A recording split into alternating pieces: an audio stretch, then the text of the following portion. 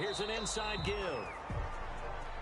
And this time they were ready for him as they'll stop him right at the line of scrimmage. Down behind the line of scrimmage. He'll lose a yard there, and it's 2nd and 11. Nice play right there to stop him behind the line, but I want to see how this defense continues to play him here in the first half. Yeah, we know, you know better than I, he has the ability to take over a game, so what do you do? Yeah, I think you have to make sure that you bottle him in at varying levels, because if you crowd everyone to the line of scrimmage, if he breaks through, there's nothing but room to run. Being chased out left. Now he'll pull it down. Number 4. It's a 9-yard pickup on the play, and they're going to face a 3rd down. 7-yard line. A gain of 9 brings up 3rd and 2. From the shotgun now, here's an inside give. And he will have the Bears first down by a couple of yards as they're able to get 4 there on 3rd and 2. 4 yards on the pickup, good enough to extend the drive. Defense had a chance to get off the field here in the opening drive, couldn't do it. I know that we go into these meetings with coaches, and sometimes maybe we can get, a little bit numb because they're always going to talk about how important 3rd down is, aren't they? Offense and defense. In this case, one capitalized, and the other, as you said, had a chance to get off the field and didn't get it done. Right back to him on 1st down. And he'll get this into enemy territory, but not by much as he's down to the 48. Credit him with a 1-yard gain there to make it 2nd and 9. Brings up 2nd and 9. Over the middle and into the hands of his receiver Moore. Watson's 4 yards on the completion, and it sets up a 3rd down. And he's already got 2 catches on the opening drive. They know he's going to be a handful. And sometimes you game plan for that offensively. You want to make sure that guy touches the ball, and sometimes it just happens naturally, and then you change your game plan. When he has the hot hand, you keep going back to him because he's running routes with confidence as the game goes on. And he will have the Bears first down as they're able to get the 3rd down conversion. A Chicago first down there on a gain of 11. Catch number 100 for his career right there, and it's good enough to keep the chains moving.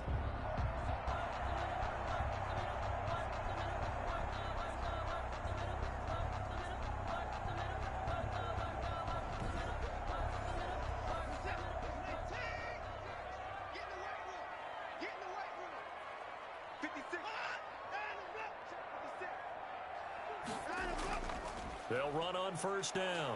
Gibson. And that play went nowhere. Losing yardage.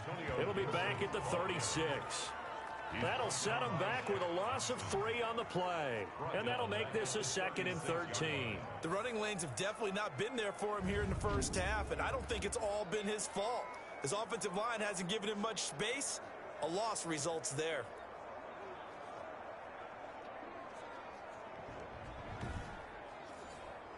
That loss of 3, a rare stumble on a promising drive.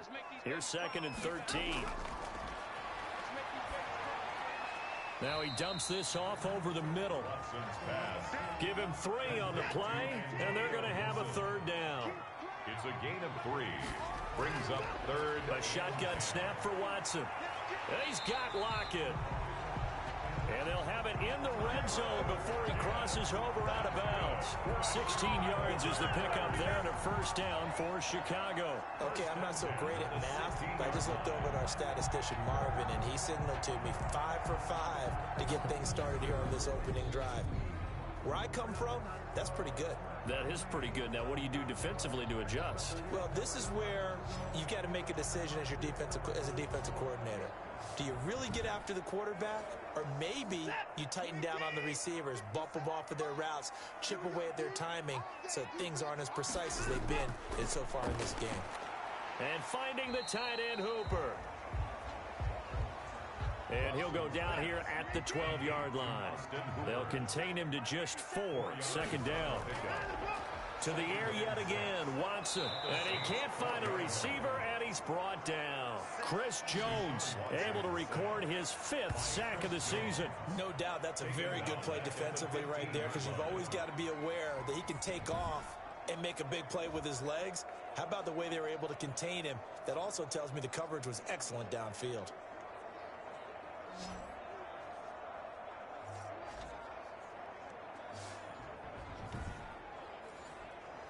And for the Saints here on 3rd down, an extra defensive back on the field. Out of the gun, Watson. And he will not be able to hang on through the contact. It's incomplete. The coverage strong, and now it's 4th down. Brandon, we saw these defenders flying to the football in their win last week, and nothing has changed. They're still moving around quickly and forcing incompletions. And the 11-year veteran bangs it through, and it's 3-0. The Bears hit the scoreboard first. Able to move the ball on that drive. Yes, just 3 points, but 4 first downs were in there. Yeah, and you can look at it and feel pretty good about the whole thing and think, okay, this should continue throughout this ball game. On the flip side, if you're a defender, it's almost like, whew, we only gave up 3. They moved the ball on us pretty well. And here come the Saints for their opening drive.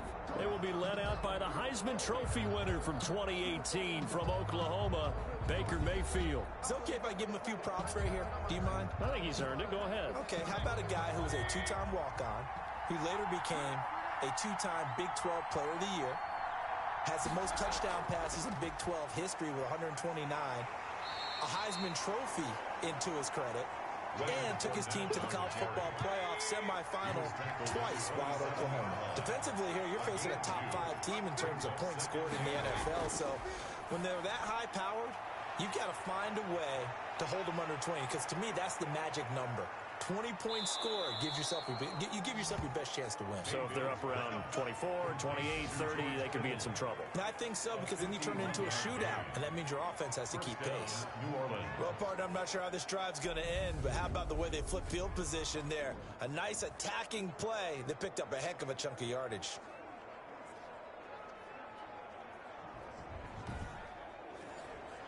So barely time to catch our breath. Here's 1st and 10 just outside the red zone. Now Mayfield. He'll get this one to Pittman. And this one goes nowhere. Losing yardage back at the 22. He was unable to shake free there, and they'll cover him for a loss of a yard. And that was a heck of a play there on the outside. Partner, sometimes I think on a play like this as a corner, you've got to think to yourself, all I got to do is slow him down so others can come over and support. But in this case, he said, forget that. I've got this. Sorry you had to make the run for nothing, fellas. To throw again on 2nd down. Mayfield. Sideline throw, that's caught. Amari Cooper. And he'll go out of bounds in the red zone just inside the 20. 6 yards is the pickup, and that'll lead to a 3rd down. Timing is everything, and they work on this cut all the time. They work on all the timing patterns, and this time it paid off for them. Worked him to the center of the field, cut it to the outside, ball's delivered, gets both feet down for the completion. A nifty bit of scrambling there. 12 yards, 1st down. Now that's disappointing for the defense. They had the advantage, had excellent coverage all over the field, but they let him get away, scramble, and pick up a 1st down, and inside the 5-yard line.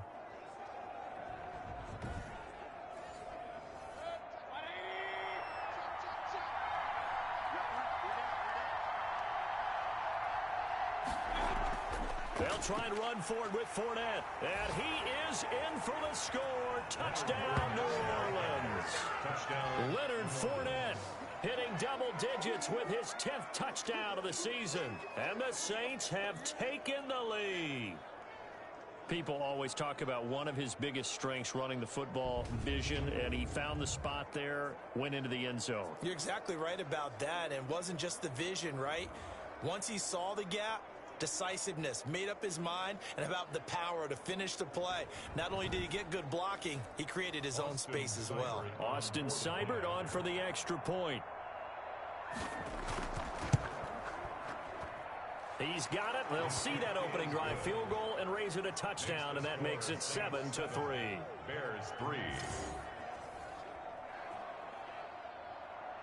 Set now to kick this one away, and off it goes. This taken in about 4 yards deep. And this will not be returned. It'll come out to the 25. Chicago works their way back onto the field here for their 2nd drive of the game. And you know, it's certainly a lot of football left to play. We're not into December yet, but right now where we stand, they're in 1st place in their division, looking really good. And looking to be a threat come January. And are you one of those early holiday shoppers, partner? Are you one of those guys get your list done? Because I think about what every team has on their holiday shopping list right now. What's the number one goal? Make the playoffs. Number two, win your division.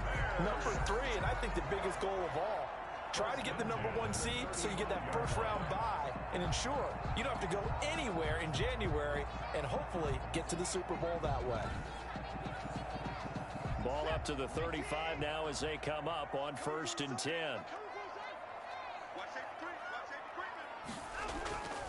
Watson now to throw. Left side complete to Lockett. And able to get this one across the 45 before he's brought down. Mark that down as a pickup of 13, and the Bears have the first. The goal for any offense versus his own defense, find the holes where guys are available and put the ball in the receiver before any defender can step up and fill it. They did it well there. Perfectly executed crossing route. Throwing on 2nd down. Watson has got Hooper on the short connection. And he's able to take it across midfield before going out of bounds. Only 3 yards on the catch. It's 3rd down. Well, they're unable to convert that into much, but it's never a bad idea to try to get the ball into a tight end of his caliber's hands and see what kind of disruption he can cause. Throwing on 3rd down. Watson out to his left. He may try and run for this. Big yardage there on the scramble. It gets him a 1st down. We just saw a nice example of why teams often bring in baseball guys to teach quarterbacks how to slide in key situations. You want to protect your franchise guy. Make sure he doesn't get hurt. He did exactly that on that play. A perfect slide to avoid the big hit and pick up a 1st down. They had to settle for 3 last drive, hoping this second go-around ends in 6. In good position, 1st and 10. Here's a pass swung out left to his running back. A good rally to the football keeps him to only a yard, and it's 2nd down. He steps out of bounds behind the line of scrimmage. Watson. And they're going to get him. He's sacked back around the 28. Chris Jones in there to get him, and that is sack number 6 now for him on the year. Well, nothing takes a start to have a good drive quite like a big loss on a sack, does it? Now they're looking at a 3rd and long, and suddenly the momentum shifted to the other side of the football. And old Mo is a very, very fickle man. Going to need something special here on 3rd and long. After that sack, what does Watson have in his arsenal? Operating from the gun. Watson dancing to his left. And finally, down he goes as they work it inside the 10 to the 7. Deshaun Watson, so multi-dimensional, able to scramble for the 1st. These type of plays are backbreakers for a defense. They thought they had him hemmed in, thought they were going to get him on the ground with the pass rush, but were unable to do so. He gets away, picks up a big 1st down, and sets up 1st and goal inside the 10.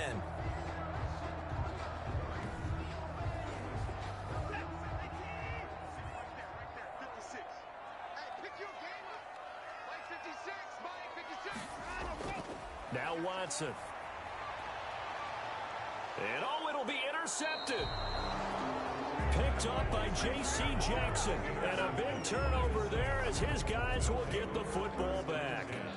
At their own. And Brandon, this is a real nice job defensively of getting inside a quarterback's head and figuring out, okay, where's he going with the football?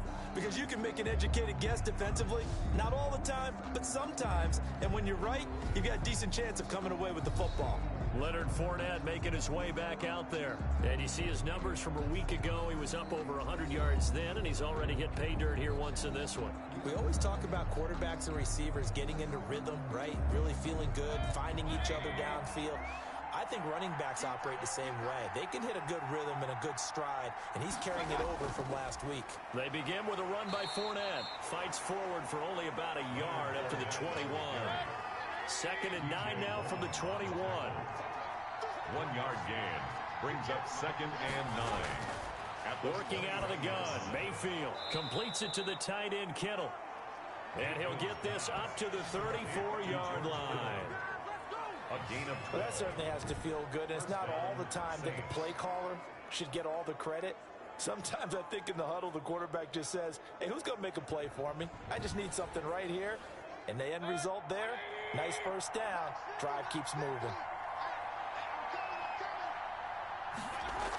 Fournette, a first down carry. And he'll be taken down right around the 34 after a pickup of only a yard. He's tackled at the 34-yard line. A gain of a yard.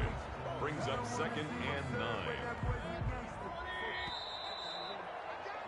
After one, 7-3 the score on EA Sports. Bears 3.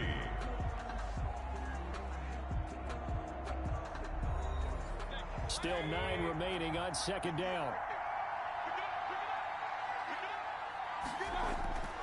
From the shotgun, it's Mayfield. Over the middle, Amari Cooper. It's complete. And brought down, but not before reaching the 45-yard line. 11 yards there, first down. And the Saints, first down. Fournette running out of the gun. And nothing doing. He's immediately taken down at the line of scrimmage. Call it no gain on the play, and it'll be 2nd down. No gain on the play. Brings up 2nd and 10. Looking to throw on 2nd down. Mayfield. Amari Cooper, the intended target. And now it's 3rd down. Incomplete. It's 3rd down. From the gun, Mayfield. Step, and he can't get rid of it. He's taken down. Credit the sack to the safety, Jesse Bates. Oh, free safety blitz. That can be a gamble, but it proves fruitful there. Yeah, you're exactly right about the gamble because oftentimes the free safety is the last line of defense against a long pass.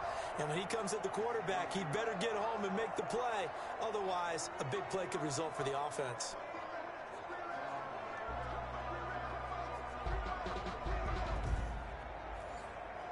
On 4th down, J.K. Scott ready to punt it away. Back deep, the dangerous Tyler Lockett. They only punted twice in the win last week as he gets this one away. And that is much too long. That's into the end zone for a touchback. At their own 20-yard line. Now Deshaun Watson and his offense heading back out there. His feet, what he's been able to do individually running the ball, it's kind of kept him in this game. No doubt about it, because if he's not making the plays that we've seen, they are really getting blown out in this one. I don't think they have any chance at all. He's keeping them in striking distance, hoping to get some help from the defensive side of the ball so that maybe some of these plays can turn into plays that maybe put them in the lead. On 1st down, it's Gibson. And he's going to be met at the line of scrimmage and taken down. Ball carrier. No gain on the play there, 2nd down. Line of scrimmage. Ladies and gentlemen, that is a force of nature at the defensive tackle position. Yes, he's as big as they come, but still plenty agile. He's able to make a nice play there to swallow up the ball carrier. Here's a throw over the middle. It's taken in by his tight end. And he's got it past the 30 before he's hit and dropped. 11 yards there, 1st down. 1st and 10 at the 31. And he'll give it here to his running back. And he'll be limited to a short gain up to about the 34-yard line. Now we're going to get a stoppage. Appears to be an injured Bear on the field. While the training staff takes a peek, we'll take a break.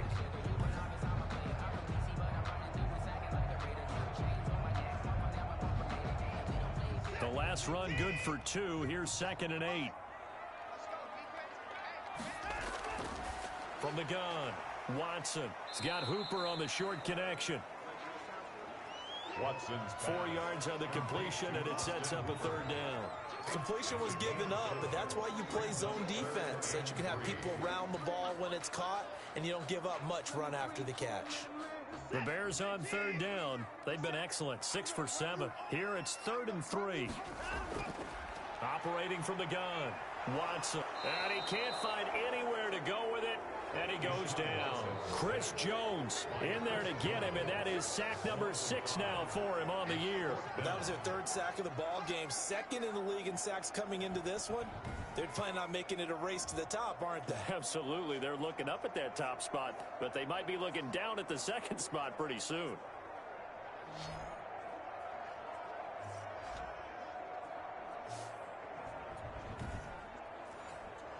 On 4th down, Matt Hawk to punt it away. He steps into this one, and this is a rocket. And that one hits a little too close to the goal line, and it continues into the end zone for a touchback. So here are the Saints to take over. They are working on that very impressive 9-game win streak, looking to get it to 10 as they've got the lead here, 1st and 10.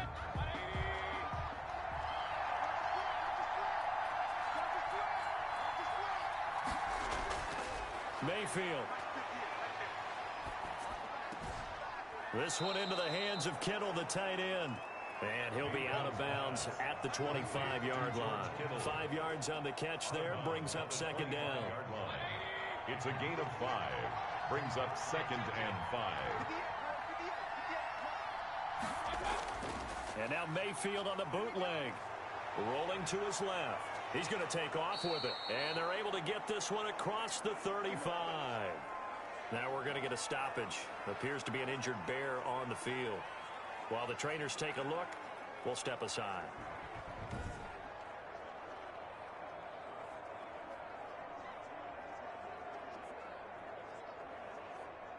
So here's a 1st and 10 at the 38. To throw, Mayfield out to his left. He'll run it. The improv on the scramble there gets him 6, and it'll be 2nd down. A 6-yard pickup brings up 2nd and 4 at the 43-yard line. Here's Mayfield. The toss here completed to Pittman. And he'll be brought down just shy of midfield at the 49-yard line. A gain of 5, good enough for the 1st down. New Orleans. Mayfield to throw it. He'll find Paris Campbell. That's complete. And taking it across midfield and just shy of the 40. They picked up 5 yards last time. Now they double it and get 10 here. Into heavy traffic, and it's intercepted. Picked off around the 41. And the return out shy of midfield to the 46-yard line. He had a little bit of the turnover bug last week. 3 interceptions. Not an absolute disaster, but another one here. Do you start to get a little worried? You worry about your team as a whole because you have to find a way to make those interceptions, quote-unquote, go away, and that means your defense. They've got to go out there on sudden change and at least hold people to field goals. And if that keeps happening, they lose confidence in the quarterback, and then no one plays well. After the interception, here's Watson. Forced out to his left. And down he goes at the 49, a 3-yard pickup. Number 4. Looked at me like they adopted what my kindergarten teacher always said. If at first you don't succeed, try again. And finally, able to hold him in check. He'd been carving him up running the ball. That's the first time I think I've seen where the coverage was good downfield, and they accounted for him and stopped him for a short pickup. Yeah, I don't think it was a big adjustment, but much more emphasis on making sure they knew where he was when he decided to take off and go.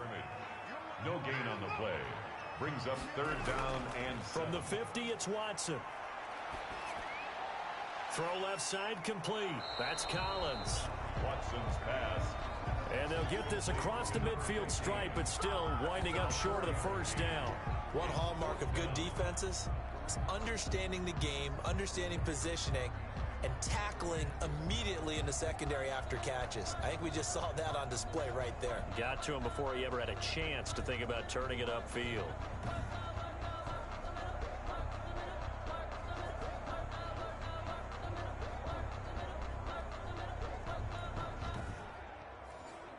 Here's Matt Hawk now as he'll punt it away for the 2nd time.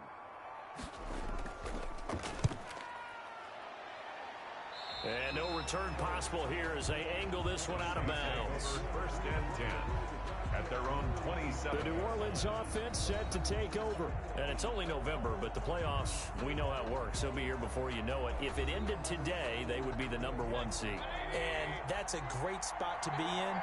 But I love the phrase, if it ended today. And I'll guarantee you, that's what they've discussed in their locker room, in their meeting rooms.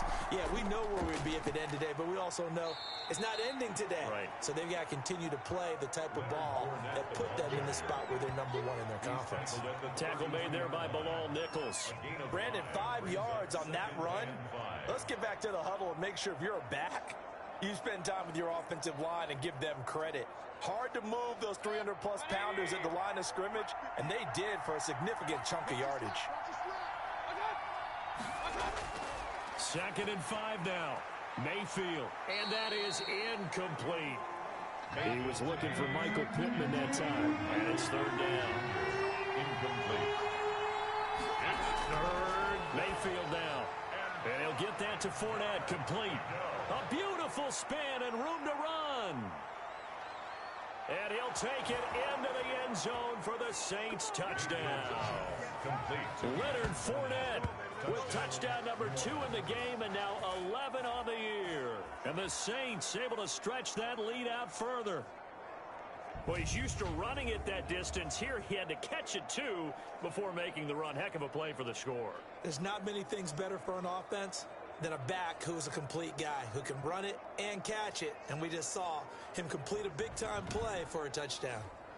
Here's Seibert now to add the extra point.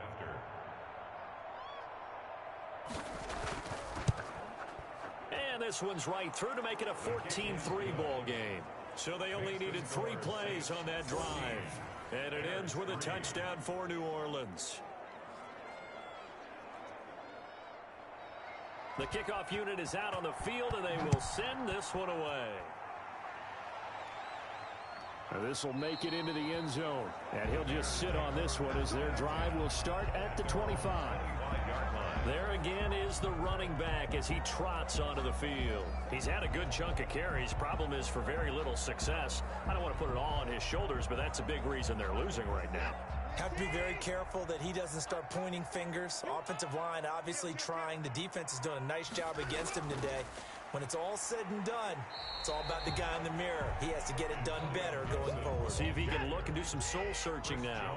Chris Jones on the stop. A gain of 4. It's now 2nd and 6 at the 29. On second down now, it's Gibson. And he's able to take this one up to the 35-yard line. 6 yards the pickup, and that's a first down. Chicago Bears. They run the option here on 1st and 10. And he's taken down here by the Saints.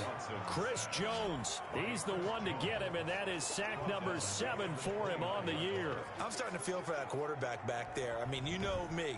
Normally, don't have a lot of empathy for the QB, right? In this case, definitely. He's been on constant duress this entire game. I don't know how he's surviving back there. And to think, there's still a long way to go in this football game. Pass protection has been a problem all night long as they come up facing second and a bundle. Going to give this time to the tailback. 8 yards here, so that gets him back within striking distance. And now it's third down. Down at the 37-yard line. A shotgun snap for Watson. Rolling to his right. He can run for it, and he will. The coverage may be too good that time as he breaks away for 19 with his legs and a first down. Normally we're talking about a quarterback duel where they're matching each other pass for pass. How about the footwork in this with both of these guys running the ball well? Yeah, they mixed in the run game. You're exactly right. Now, both coaches might not like how much their quarterbacks have taken off, but another example right there of just good mobility. This offense finding its legs now. Here's another 1st and 10. From the gun, here's Watson. Oh, that was dangerous. Watt threw it into coverage, almost picked, but instead they'll keep it on 2nd down. They've given up a few first downs on this drive, but getting the incompletion there, that should give them something to build on and maybe turn the tide. An incomplete pass on 1st down. That leads to a 2nd and 10. Throwing again is Watson. And finding the tight end Hooper. 9 yards, and that leaves him just short, so it'll be 3rd and less than a yard. Brandon, perfect defense in this situation would have meant that there was an incompletion that would have picked it off. Okay, so they gave up the completion, but I really enjoyed watching how the defense stayed in sync, stayed in great communication, and as he dragged across each zone, you see him pointing, communicating. There he is, and they passed him. Ended up making a nice play, even though it was complete. He's just going to dump this one off to his fullback out of the backfield. And he will have the Bears first down, and comfortably so, as he gets 5 there on 3rd and a yard. As an unbiased observer, I think it would have been interesting to see what they would have done if they hadn't gotten the first down there. But since they did, I guess the point is moot. And they're right there in that middle ground, field goal range, punt, go for it. But as you said, they picked it up. So 1st and 10 now from the 30.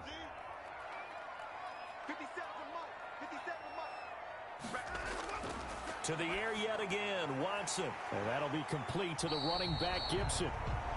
And they'll be inside the 25 now at the 24.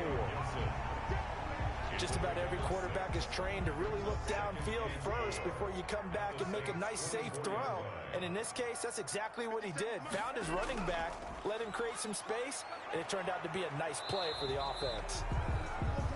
All that gets him is just a yard, and now it's 3rd down. A gain of a yard. We've got a 14-3 ball game with 2 minutes left in the opening half. Coming up in a couple of minutes, we'll get you to Jonathan Coachman in Orlando. The coach will have stats and scores from earlier today in the NFL. 4th down after the New Orleans defense holds serve. So 2 third-down conversions on this drive, but not able to get a third, and now they deal with 4th down. They'll try and run for it. And this is going to come up well short as they stop him on 4th down. The Bears tried it on 4th down, unable to convert. And the Saints will have the football back. And defensively, they were ready for that, a full-on blitz on 4th down, and they stop him short of the marker. Oh, someone's got to feel really good about that, and that's the defensive coordinator. He dialed up a great run blitz defense, and they hit it just right. Stack that thing up. They're going to feel awesome going to the bench after that big play. And the Saints, 1st down. Mayfield on 1st down. Flushed out right, and he's going to keep it here. And he'll get up to the 43-yard line. Nice work to get 7 out of that, and it's 2nd down. Throwing, Mayfield. That's out to his running back, Fournette. The Saints going to call the first of their timeouts as the clock will stop with 55 seconds to go until halftime.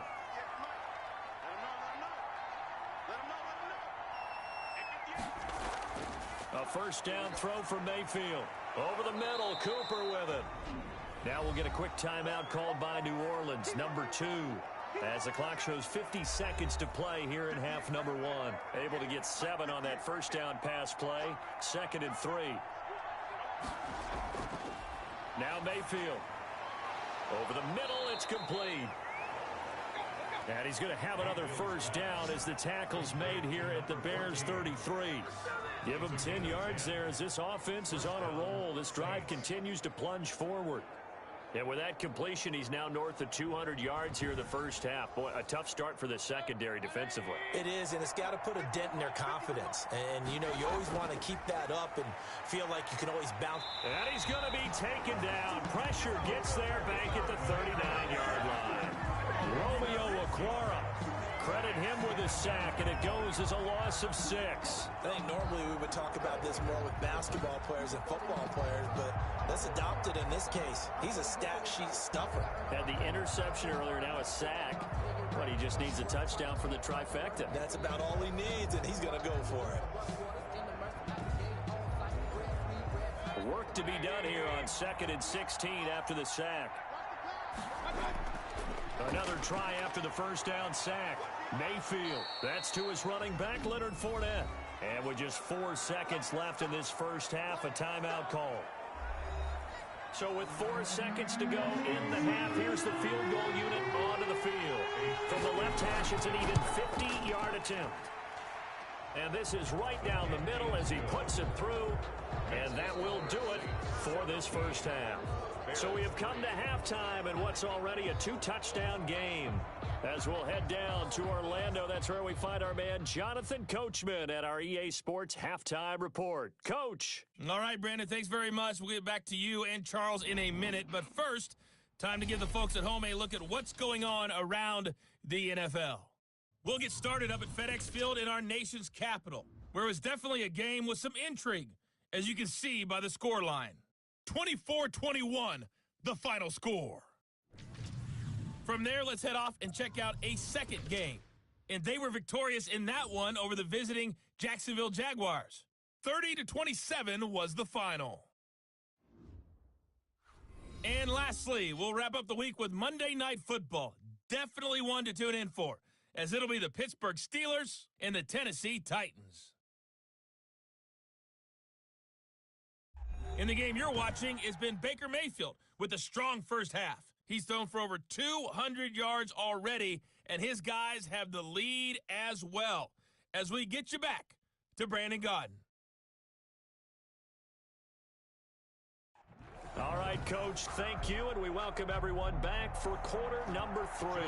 Set now to go for the third quarter. The Saints have the lead and set to receive the kick. And this carries into the end zone, and he will not bring it out. It's a touchback. Out come the Saints now. They'll go on offense first here to begin the third quarter. They built a good first half lead. Now they have a chance to add on to it. And what I'm thinking is that the offensive staff spent the entire halftime just working with them on, here's what we think they're going to do to attack us in the second half. Nice first half that we've had, guys, but be prepared for some change-ups. We're going to see them when we kick it off in the second half. See how they handle any adjustments that might be made defensively. It's a 6-yard gain on the ground, and that'll make it 2nd and 4. A 6-yard pickup. They'll run it again with Fournette. And it's been like this all night long. Nowhere to run as they stop him behind the line. It'll go down as a 2-yard loss, and it brings up a 3rd down. I think it's pretty evident. We can say what a difference a week makes. Last week, he ran pretty much wild, didn't he? Did pretty much what he wanted to do. But this one, they've stopped him cold. That, to me, that's good scouting and even better execution. Yeah, and they stopped him behind the line right there. They obviously watched the tape a few times and made some adjustments.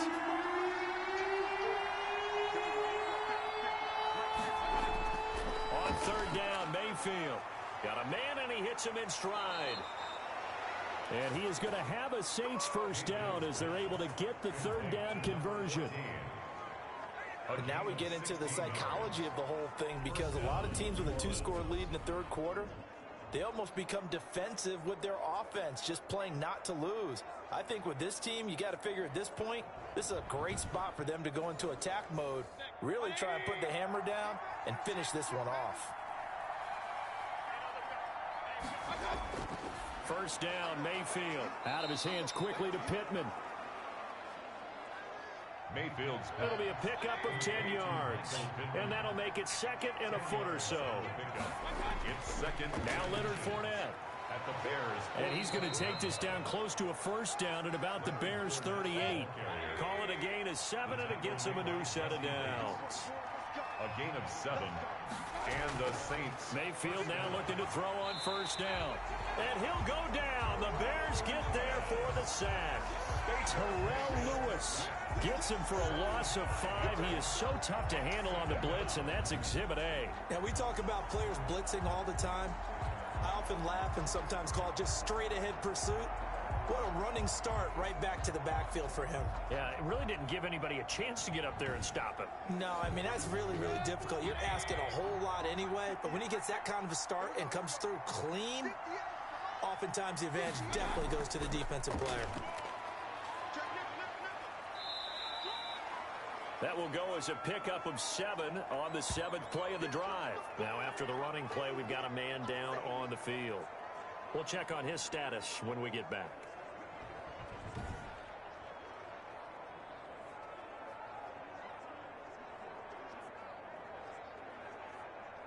So 3rd down, they need to get to the 28 for a first.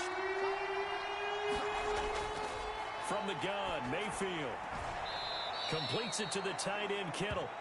Mayfield's pass. And he gets us down inside the 35 before going out of bounds. For the field goal. Whether you're playing 50-yard And the holder's going to keep it. He's going to try to run for it.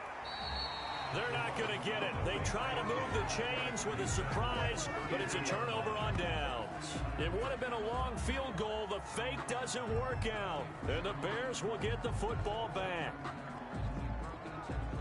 So here are the Bears now as they get set for their first possession of the second half. And last time they were very fortunate, this offense. They went for it on 4, turned it over in their own territory, but the other guys held up. They didn't give up any points. So how about the guy with the #1 headset on the sidelines, the head coach? that was planned going into it, not necessarily to not get the first down or to have the defense have to hold up. But he trusted his defense. Trusted his defense very much, and I think that's how he's going to play this game. Go for it, be aggressive, because I've got the Wild Bunch backing me up over here on my own sideline. Now we'll see what his offense can do. Here's 2nd and 5 now from the 37.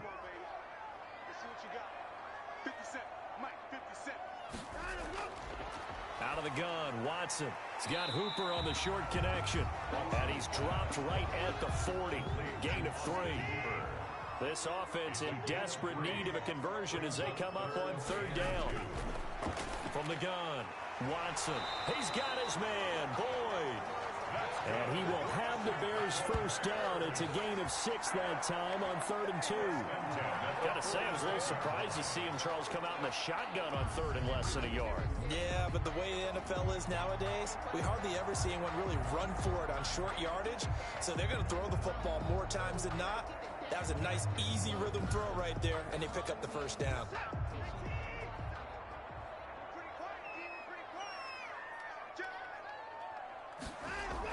They'll run on first down.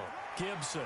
And he's going to take this across the 50 and into Saints territory. Antonio Gibson. 5 yards is the tally on first down. That brings up 2nd and 5. They'll keep it on the ground. It's Gibson. And he'll get this into enemy territory, but not by much, as he's down to the 48. They follow up the gain of 5 by only getting 1 there on 2nd down. From the gun on 3rd, Watson. Looking left side, and he's got a man. It's Collins. And they're going to mark him down short, maybe by about a yard, if that. A short gain that doesn't get them the first down brings up a 4th down situation. Really nice job defensively. They knew where the sticks were. They got the stop before it.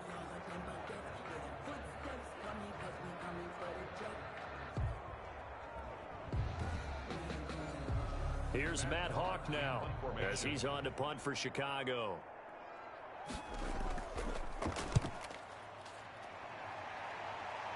And this will depend on the spot as it sails out of bounds. And they'll say it sailed out at the 10-yard line. The field position game, such an overlooked facet, Charles, of an NFL game. But this offense, they're going to be pinned back. What an ideal punt. An ideal punt, and it leads to that term complementary football.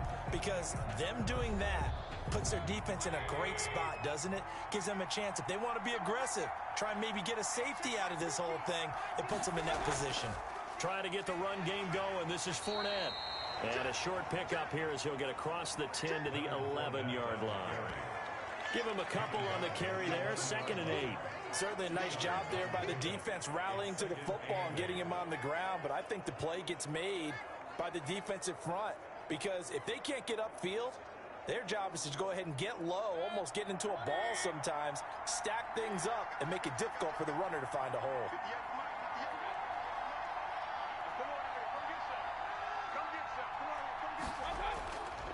On the run, it's Fournette.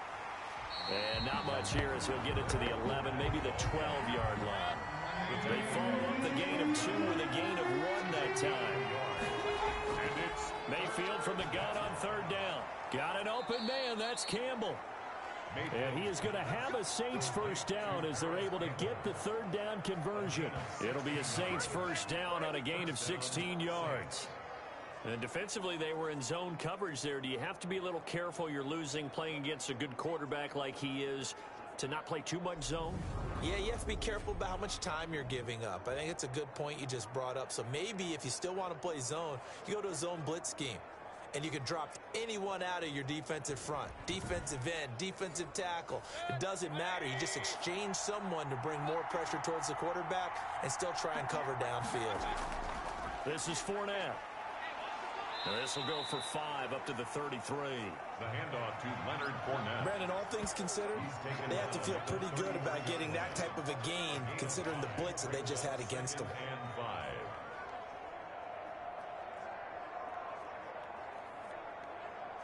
After the pickup of 5, here's 2nd and 5.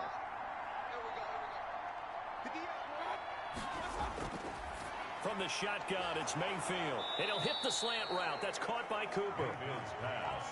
That one, a first down pickup of 8. An 8-yard pickup. First down, New Orleans. They'll run with Fournette. And he will be brought down at about the 43 that time. 2 yards on the pickup there. It'll be 2nd and 8. A gain of 2. Brings up 2nd and 8. Working out of the gun, Mayfield. This one into the hands of Kittle, the tight end. Mayfield's pass. And he'll get it out a couple yards shy of midfield at the 48. A 5-yard pickup on the play. And it's 3rd down. 3rd and short yardage, Mayfield. And a quick throw here, that's complete. It's a pickup of 6 and good enough to move the chains. I know many people like to throw to the tight end, maybe in a little flexed out position because he creates mismatches with his size. But slot receivers do the same thing with their quickness, their speed, and their route running savvy. So into Bear territory now. This is 1st and 10 at the 47.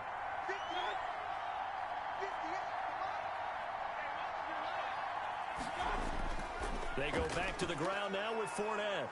And he picks up about 6 as he gets this down to the 41. And now Cooper, slow to get up. Staying down after that last play. While the training staff works on him, we'll step aside and be right back.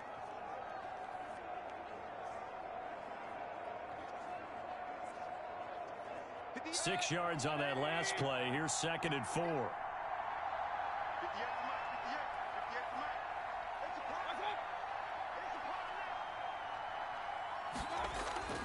They go play action. Mayfield. He's got his man on the crossing route. And he's going to have another first down as the tackle's made here at the Bears 30. 11 more yards there, and this methodical drive continues.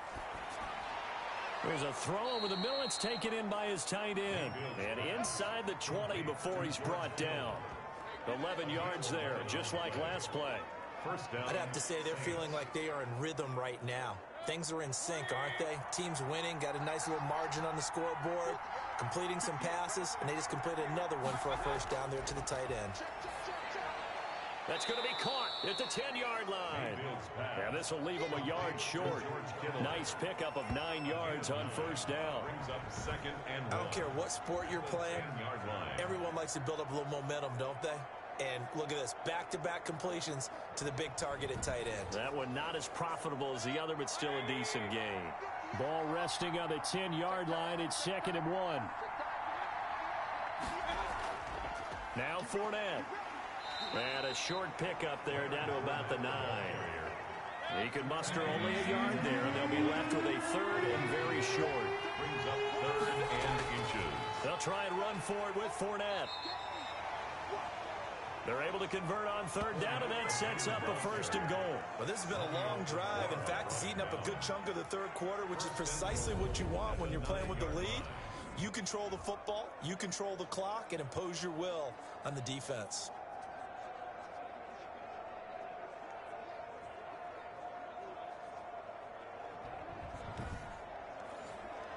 So another 3rd down conversion, and now they've got a 1st and goal. Fournette. And the Saints are going to have it 1st and goal as he'll take this down to about the 3. So the ball position now at the 3. Here's 2nd and goal.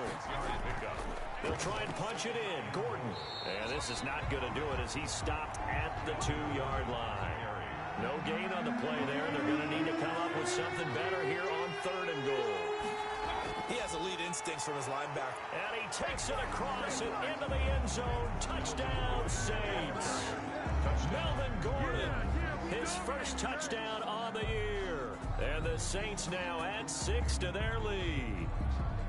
That drive that really increased their cushion felt very military to me. Very precise, methodical, that's one of the words you've taught me. And they just got it done. And slowly but surely now starting to pull away a little bit. Things looking good for them here in the 3rd quarter. Not only pulling away, but you mentioned that slowly but surely. You also drain clock, too, with a drive like that. So you really give yourself an advantage. Seibert on for the PAT.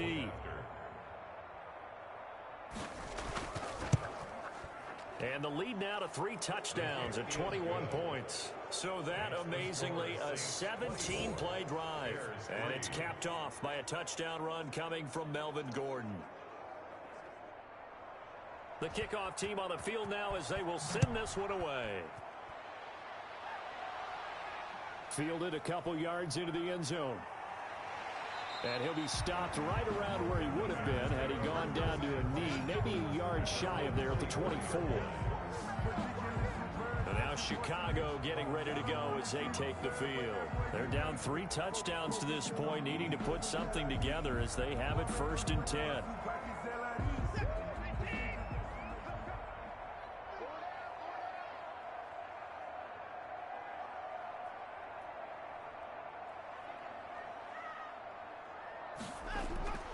A shotgun snap for Watson. Stepping up, he's going to keep it. He'll wind up getting 9 after tucking it and running, so it'll leave him with 2nd and a yard. Maybe a good spot to take a shot. Here's 2nd and a yard from the 34. 34-yard line. Looking to throw again on 2nd down. Watson, he'll try and run it. All in all, no gain on the play, and it'll bring up 3rd. Back now at Soldier Field. A lot of folks starting to make their way to the parking lot. Their guys trail big here to begin quarter number 4. And on 3rd down, a nickel formation here defensively. 57 to Mike. 57 to Mike. Oh, yeah, I'm coming. Oh, yeah, I'm coming. 57. Mike, 57. From the gun, here's Watson. And it's complete. Hooper. And he will have the Bears 1st down as they're able to get the 3rd down conversion. 14 yards in a Chicago 1st down. You cannot write these guys off just yet, not with a quarterback like that under center. You mean it actually crossed your mind with him running the team that you could actually maybe write this game off? Not yet. Not a chance. Not with him. We've seen it too many times.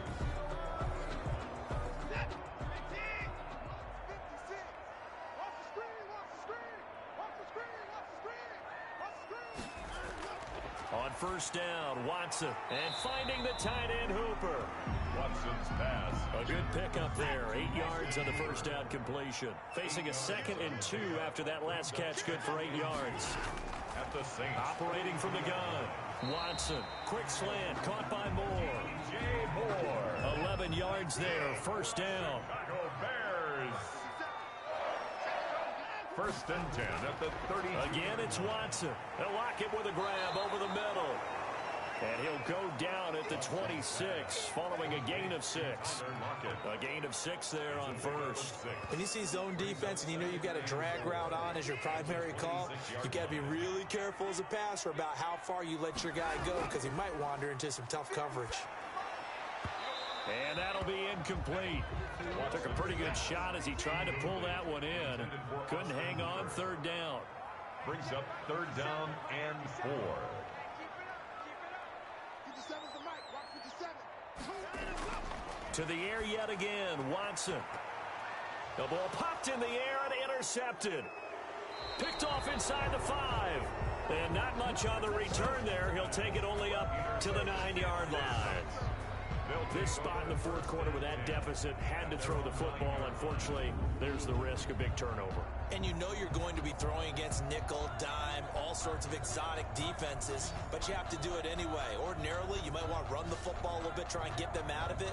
But as you noted, this time of the game, this point on the clock, had to throw it. Out onto the field comes New Orleans. And after the interception, they are sitting in an even better spot with the ball and a comfortable 4th quarter lead. They'll start out on the ground. It's Leonard Fournette. And able to get it across the 20 before they get to him. Fournette, the ball carrier. Give him 13 yards on the opening play of the drive and also give him a 1st down. Charles, you'd said the magic number was probably right around 20 for this defense because they're facing one of the top 5 offenses in the league in terms of points scored. They've had their moments, but this offense just a little too good, isn't it? They really are because no matter what you do to make an adjustment on defense, they've had an answer for it.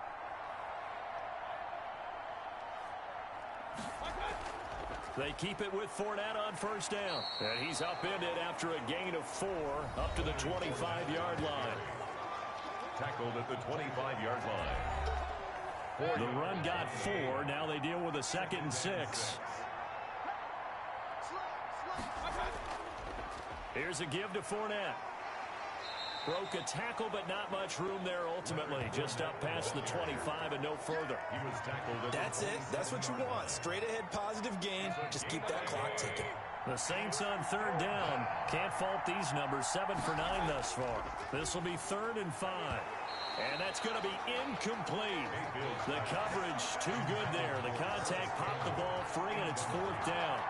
Oftentimes when you lose in a game and the team's still throwing with this kind of a lead, you start playing a little more physically.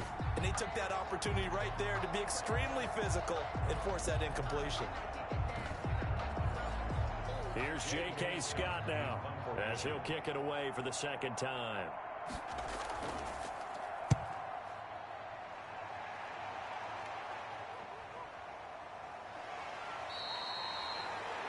So a change of possession here on the punt, and the Bears take over. The Bears offense ready to get going again, and their 4-game win streak very much in jeopardy as they go to work here late with a 1st and 10.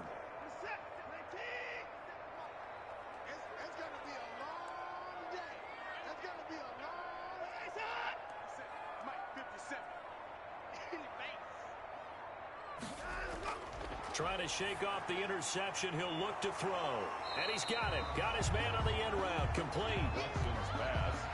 Give him 9 there on the 1st down completion. A gain of 9 brings up 2nd and 1 at the 29-yard line. Throwing again on 2nd down.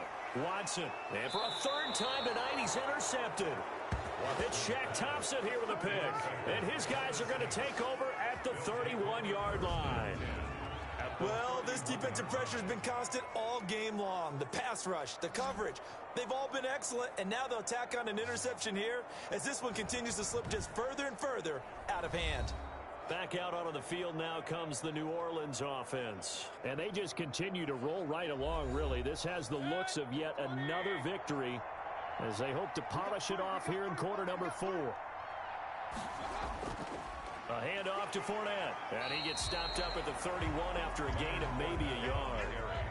Here's 2nd and 9, just a yard on that last run. 1-yard gain brings up 2nd and 9. Mayfield on play action. Campbell making the catch.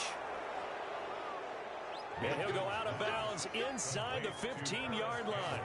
They have the nice cushion.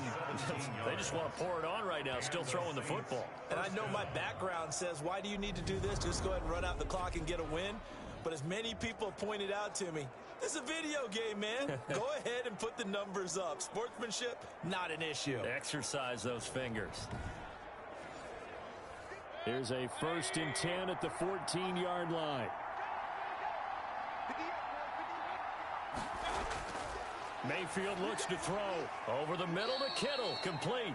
And the Saints are going to have a 1st and goal coming up as the tackle made at the 3-yard line. 11 more yards that go around. A 1st down as well.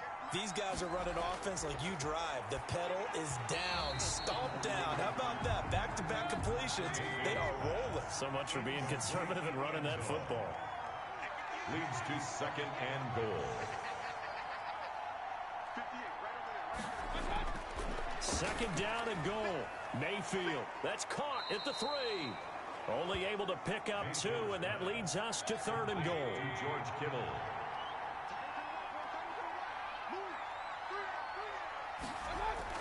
They'll try to punch it in with Fournette, and he'll take it into the end zone for the Saints touchdown.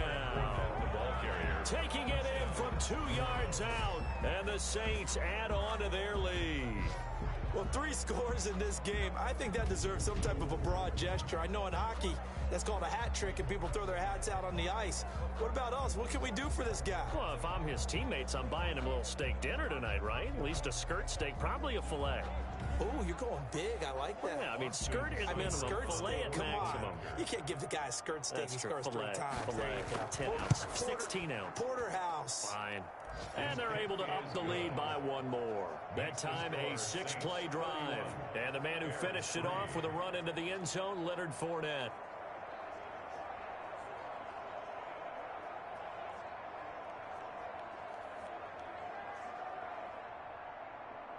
is the kickoff unit as they run up and send this one away.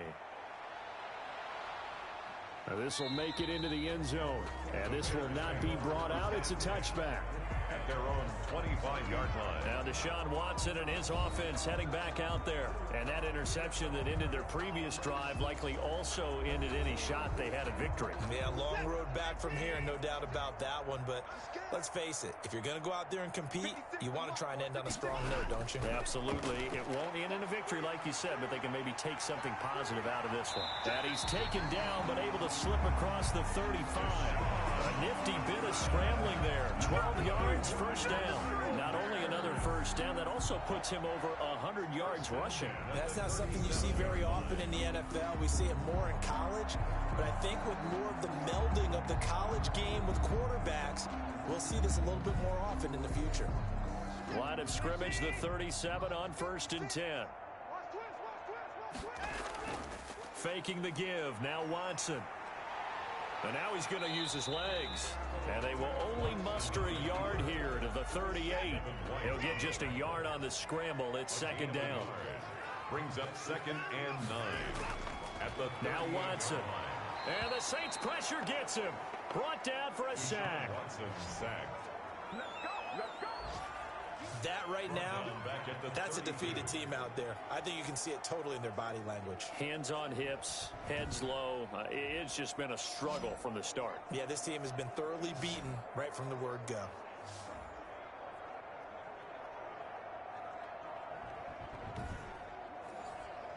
Gonna need something special here on 3rd and long. After that sack, what does Watson have in his arsenal? From the gun, Watson. And the throw there going to be incomplete. And they're indeed going to go for it here on 4th down. So trailing here in the last quarter. Let's see how this plays out. That incompletion is not a surprise with the way that this one has gone, and the frustration of body language is evident everywhere. This team, they've really been put through the ringer in this one. The Bears tried it on 4th down, unable to convert. And the Saints are going to get it back and in great shape. So they've gone for it twice now on 4th down in this game, and both times unsuccessful. I wish we could hear the headsets now between the head coach and the offensive coordinator. Now that they're 0 for 2, if they get into a third situation, head coach might say, hey, you got anything for this one? Might get radio silence back.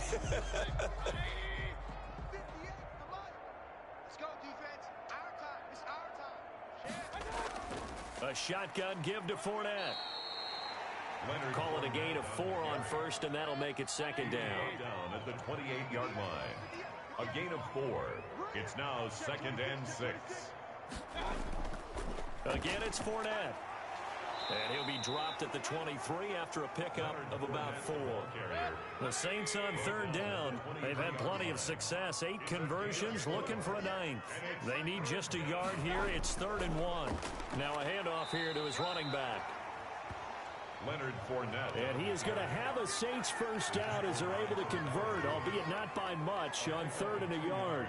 Brandon, when a defense just simply can't get off the field on 3rd down, and we all know how important that down is for both sides of the ball, you often feel like you're just a step behind whatever they're doing offensively. And one of the differences in this game, no doubt, 3rd down conversion, and that is going to be a story they'll talk about after this one.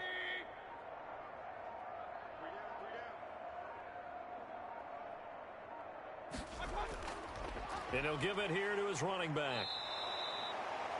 Give him 5 on the carry there, and it'll be 2nd down. He's taken down at the 17-yard line.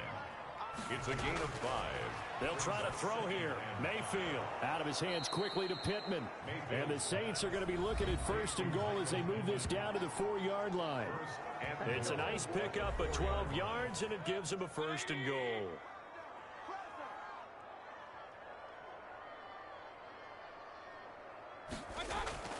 They'll try and run for it with Fournette. And the Saints are going to be set up with a 1st and goal. He couldn't quite reach the chalk, but they'll have it at the 1-yard line. A pickup of 4 on 1st down. It'll be 2nd and goal.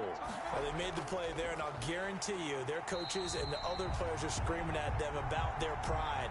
Come on, guys. He's already gotten in 3 times. You can't give up a 4th one. And on that play, they were able to make the stop. And you knew they were going to go to him to try to get that fourth. And why wouldn't they? It's not just getting the fourth. He's the hot hand, so to speak, right? The hot feet in this situation. And he knows how to find the end zone. That time, he just didn't get there. 3rd and goal as they look to pour some more salt in the wound. I got you. I got you. Mike 51. Mike. Let's go, Heavy. Let's go, Heavy. Let me what you got. What you got, Heavy? What you got, Heavy? Give me some. Give me some. Here we go.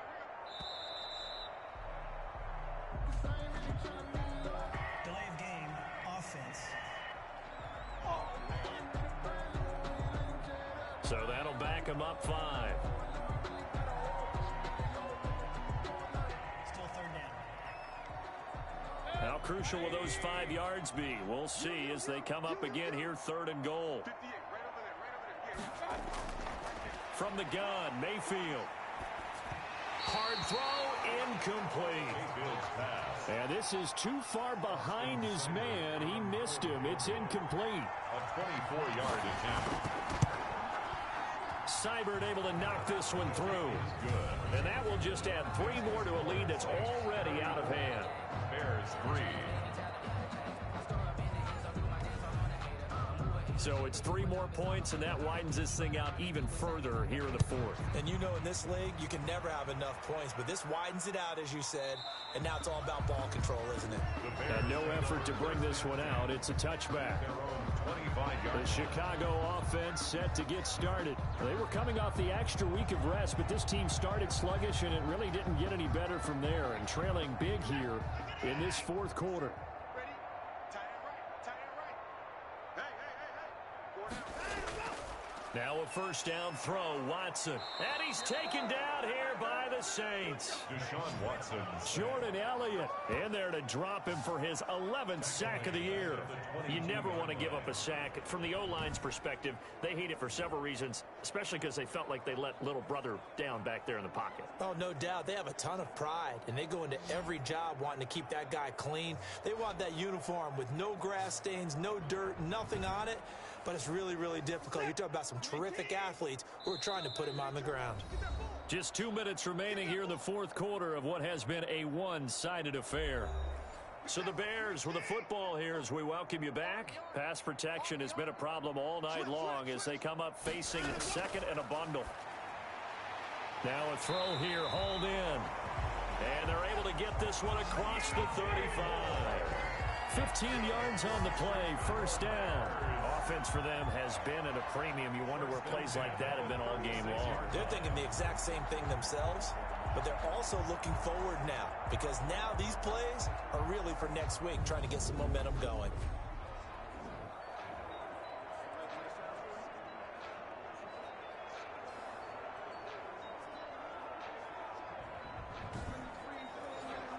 So from the 36 now, 1st and 10. Watson now to throw. That one caught by Gibson. And able to break one tackle, but then quickly brought down. But a nice little gain. Antonio Gibson. Able to get 7 on that 1st down pass play. 2nd and 3. One thing I think that's safe to say defensively, the tackling's been really good. And because of that, it's been very, very hard for them to move the ball because you're not getting the benefits of run after catch. They're tackling them almost on the spot. That means you have to run extra plays, harder to move it. And for the 4th time tonight, it's an interception. Picked off at the 49. And they'll set up shop right near midfield at the 49-yard line. The utter domination here just continues. This defense, I don't know what more we can say all around about their performance. Well, it certainly feels in this game like maybe they're facing a Canadian defense. 12 guys on the field. It feels like there's an extra on every snap because they have really struggled to make headway through the air. 58, come on. No gain on this defense, no gain. 58, come on. Fournette, a 1st down carry. This will be stopped about 2 yards shy of the marker. 8-yard gain, 2nd and 2. 8 yards the gain on that last run. Here's 2nd and a couple. Brings up 2nd and 2.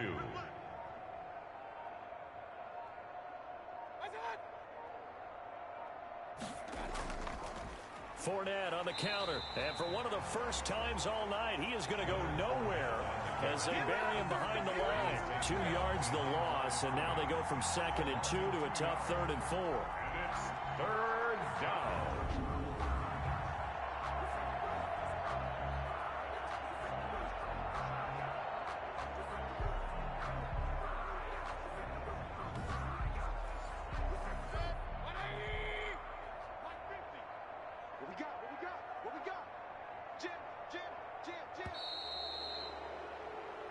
So this one, a victory here for New Orleans. And, you know, it wasn't a shutout. They did give up the points in the first quarter, but 2nd, 3rd, and 4th quarter, they held them scoreless. Brandon, if you throw a shutout for quarters 2, 3, and 4, you're going to win a lot of games in this league.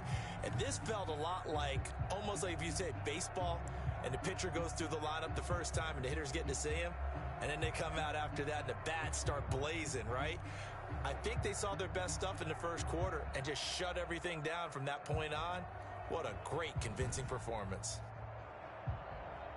So for the Saints, they keep on rolling 10-0 now to start the year. And they'll get another road test next week as they head to Atlanta to take on the Falcons. Meanwhile, for the Bears, they come back to the pack a bit as their record falls to 7-3. And they'll have a quick turnaround as they're back in action Thursday at noon Eastern for the traditional Thanksgiving Day game in Detroit. And for Charles Davis and our entire crew, I'm Brandon Gaudin. You've been watching the NFL on EA Sports.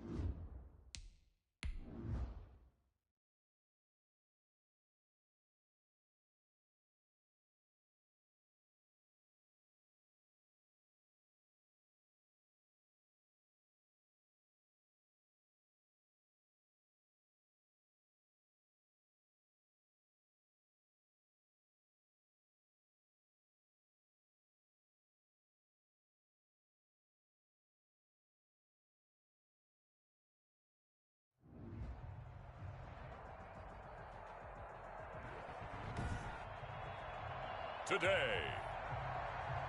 From Mercedes-Benz Stadium in Atlanta, Georgia. It's week.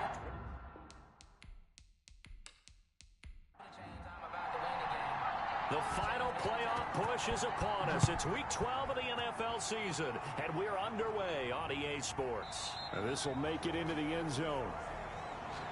And this will go as a touchback, and they will begin things at the 25. So here come the Falcons now to get the football for the first time.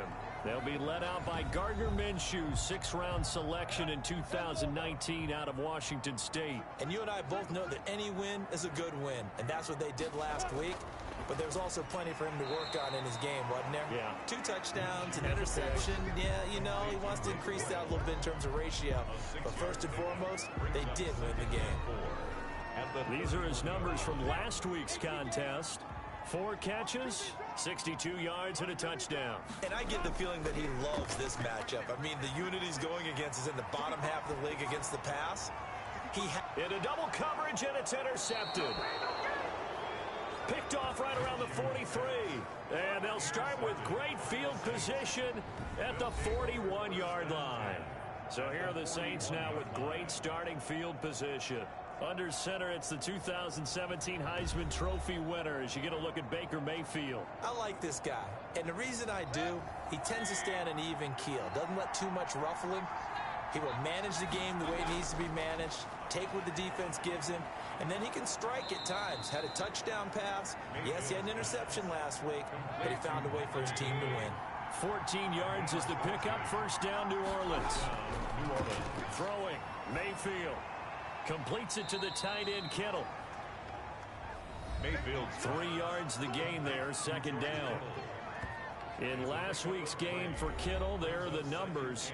9 catches, 109 yards. I like the performances he's put up throughout the year. That's the reason he's ranked number 9 in the league in receiving yards. In a league that throws the ball around like crazy, number 9's a good number. They'll roll him out right. He's going to take off with it. Give him 10 that time, escaping the danger, running with it, and picking up a first down. Partner, he was going through his progressions. Not there, not there. After about the third one, he decided he better pull it down and run for it. And he slides down and avoids the hit for good measure.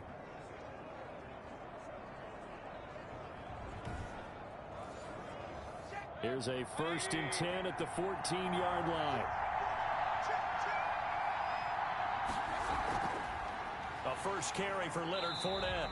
And this play gets blown up. They'll lose yardage. Back at the 17. A loss of a full 3 yards, and now it's second down. This defense is a difficult one to prepare for. One of the best in the league. They'll come at you from all angles, and they did a nice job there stopping him for a loss. 13 yards remaining on second down.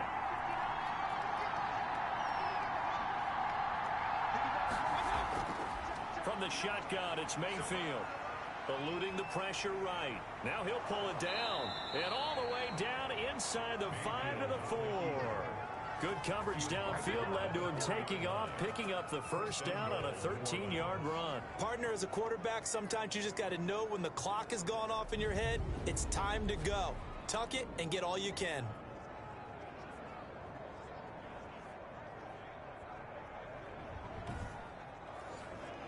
First and goal, a chance to convert that early turnover into points. Now Leonard Fournette. And he's maybe going to get this back to the 4, but that's about all. No gain on the play that time, and it sets up second and goal. gain on the play. Leads to second and goal. On second and goal, Mayfield steps away. And he is into the end zone. Touchdown, New Orleans.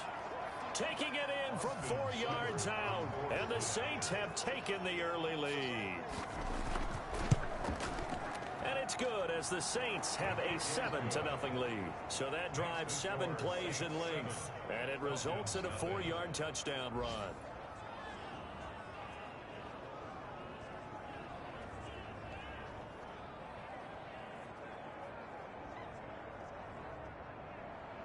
Set now to kick this one away, and off it goes. That'll be taken about a yard deep. And he will be brought down here inside the 20. Good coverage as he's dropped at the 17. 17-yard line. So for the second time in this one, we get set to see the Falcons offense. And Charles, if the season ended today, and it's not going to, we still have December left. More football. We're only in November. But they would be a wild card team. And that's great. They'd be in the playoffs, but you know they're trying to bump up to be one of those division leaders. That guarantees you at least one home game in the playoffs, and that's what you're really seeking.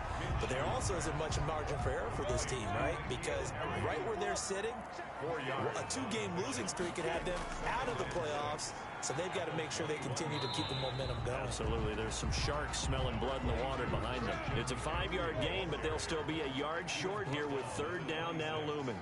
That's a gain of 5. Brings up 3rd and 1. They'll try and pick it up with McCaffrey. And this one goes nowhere. Losing yardage back at the 22. He loses 4, and it brings up 4.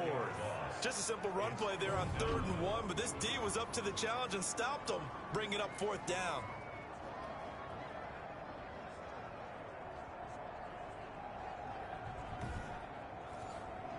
On 4th down, here's Brett Kern to punt the football away. And the win last week punted 4 times as this one's away. That's taken on the 25.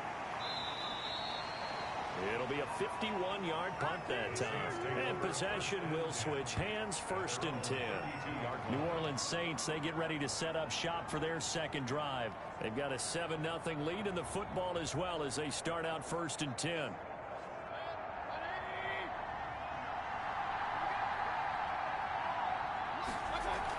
They begin with a run by Fournette. Benardrick McKinney there to make the stop.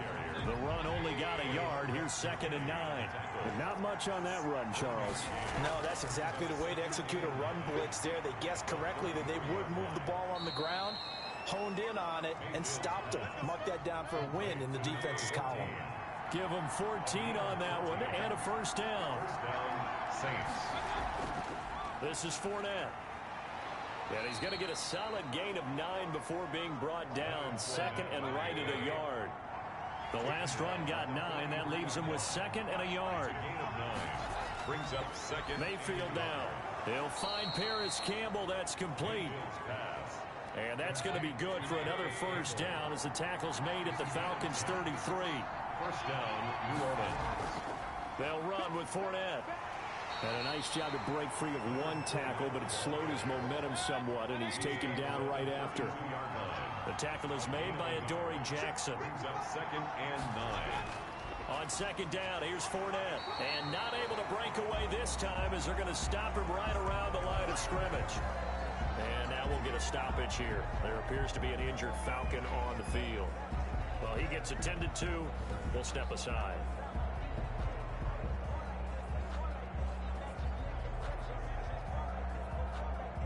They got to get to the 23 here on 3rd. Working out of the gun. Mayfield steps away to his left. He may try and run for this. 5 yards that time out of the scramble. But now they're looking at a 4th down situation. Well, partner, nothing comes open here, so he decides to escape out of there. And he doesn't pick up a 1st down, but he does gain additional yardage to set up a possible field goal attempt if they decide to go that route. The score is Saints 10. Falcons nothing. So chalk that down as an 8-play drive capped with a field goal. Yeah, as a friend of mine used to say, they were moving and grooving for a while, but they couldn't keep the momentum going enough to get a touchdown out of it. And he'll be stopped up at the 25. Falcons take over 1st and 10 at their own 25-yard line. Here comes the Atlanta offense now ready to take over here. This is their 3rd drive. Right now, maybe not about points, just about getting something. They haven't gotten a 1st down yet in this game. It's a mental barrier you don't think about until you go a couple of drives without getting a 1st down. Then all of a sudden it looms big. It gets harder and harder to actually attain that first down. Now a throw right side taken in here to start this drive. And he'll be out of bounds, but able to get it up past the 45. A good pickup there, 21 yards. You can almost hear the sigh of relief coming from their sideline and from their point on the field, because this has been a tough start for them thus far. A much-needed first down there. They needed something good to happen. Plays like that will continue to help them dig out of this hole. A big hitter to start the drive has him up near midfield here for 1st and 10. From the gun, Minshew to throw. That's to McCaffrey, complete. And he's able to take it across midfield before going out of bounds. Able to get 7 on that first down pass play. 2nd and 3. We've seen quite a bit of the short passing game here early on first quarter, haven't we? We have, and I think it works a couple of ways for this team, because, number one, you throw the short game until they stop it. And if they're not going to stop you, keep throwing it, and occasionally you'll break a tackle and turn it into a bigger gain. Also, if they start to creep up, start to pressure receivers, now you go over the top, take it deep, and now you get some of those big shots downfield. On first down, this is McCaffrey. And very little there. He might have gotten a yard. Yeah, I think he got a yard to the 41. Now we're at the 41, 2nd and 9. 1-yard gain. Brings up 2nd and 9. Out of the gun is Minshew. Gets this to his running back. It's Christian McCaffrey. And he'll go out of bounds after taking it a little further down inside the 40. Gain of 4. Brings up 3rd and... Here's Minshew. Got his man, that's Harry. And he is going to have a Falcons first down as they're able to get the 3rd down conversion. 12 yards there as they keep this drive rolling. It's another first down. That's a play that will likely be forgotten when you talk about big moments in this game. But plays like this are critical to keep drives going. And if points result, we'll call this play significant.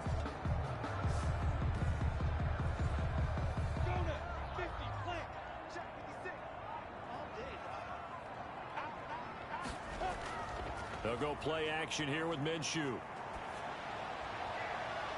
That's going to be knocked away and incomplete. N'Keal Harry was the intended target, but it's going to be 2nd down. It's now 2nd and 10 at the 25-yard. It'll be Minshew again. He'll get this to McCaffrey out of the backfield. And they'll be inside the 25 now at the 24. They do get a yard there, but only a yard. Leaves them with 3rd and 9 looming.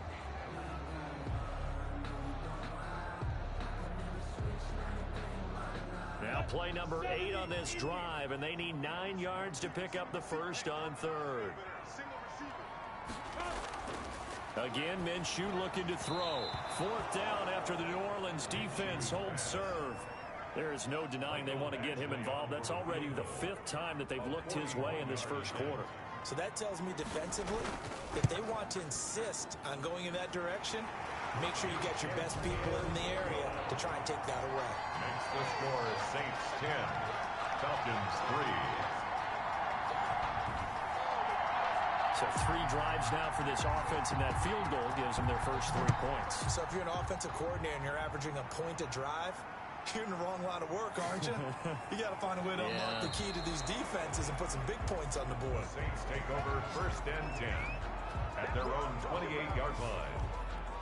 So here are the Saints to take over. They've got the lead yet again in this ball game with their winning streak right now sitting at 10.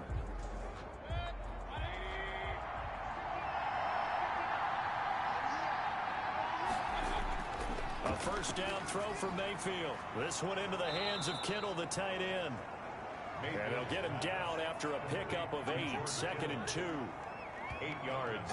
That's tough to play zone defense when they can just curl up right there in front of you. Yeah, absolutely. Well, we talk about finding the soft spot. Defensively, how do you make sure they don't find the soft spot like they did there? Tough to do, because what they normally will do is run routes that'll pull you out of that spot they want to get into. That's what we call not taking the cheese, right? Don't go for the mousetrap. But it's hard to do because when you see a guy cutting that in that direction, you tend to go towards him. And this will wind up a Saints first down as he's got this up to the 45-yard line. That one will go for 9 yards and a first down on the keeper. Well, he is certainly dangerous when he spots a lane, and he keeps it himself there and worked out well. And how about the moving parts on a play like this? You know you have to practice it over and over because it's almost like a ballet that has to be choreographed. But how about once he made the decision to go, He committed to it and went. Let's face it, most teams are going to defend the running back much more than the quarterback on that type of a play.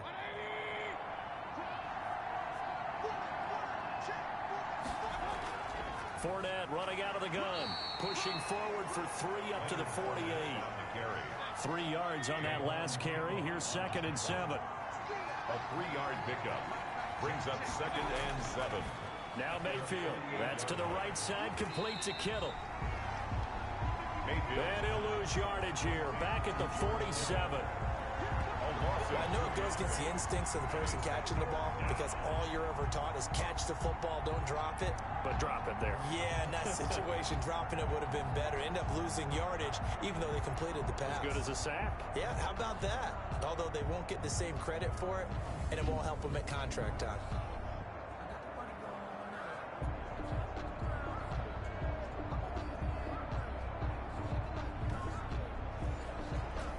Last catch took him 2 yards in the wrong direction, so now what can they do on 3rd? Mayfield to throw it. And he's got his man in stride, complete. And boy, he is very close to a first down, but from where they're spotting that football, he's going to be a foot or so short. One of the money routes for any offense, the drag route. So tough to defend because the receiver can stop at any point and make himself available to the quarterback and get a completion. But I love the communication we saw there. All the defenders pointing out the receiver where he was going, and then they're able to rally to the ball after the catch and stop him short of a first down. Here's J.K. Scott set to do the punting honors.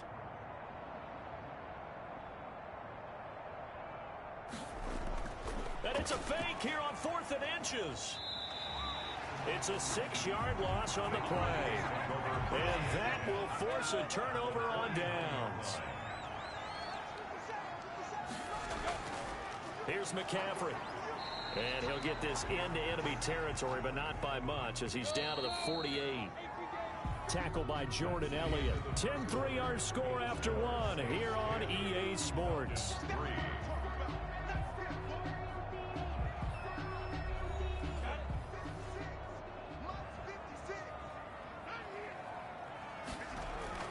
On 2nd and 9. Minshew. He's going to find his tight end Boyle. That's good for a Falcon. And he'll get it inside the 40 to the 39. Catch number 40 for him on the year. It's a first down. When the offense reads blitz coming, and down he goes. Devin White leading the surge there as he drops him for a loss of 6. Well, that play was the very definition of fast, quick, and in a hurry. Suddenly, he was there. Yeah, blink of an eye. That happened fast and a big sack.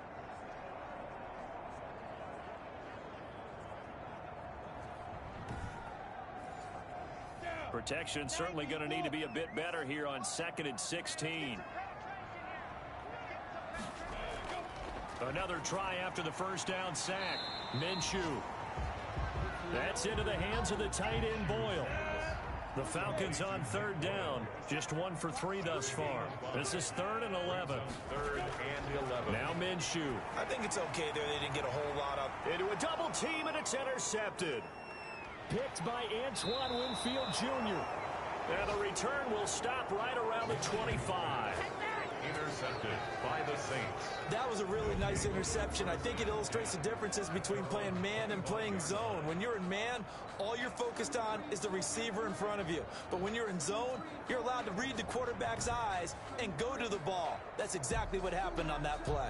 Leonard Fournette making his way back out there. It's the second quarter. His team has the lead, but I think he's hoping for a little bit more production out of himself. And we often talk about preaching patience to a runner when things are a little bumpy in the early going, but we have to do the same thing with the offensive line.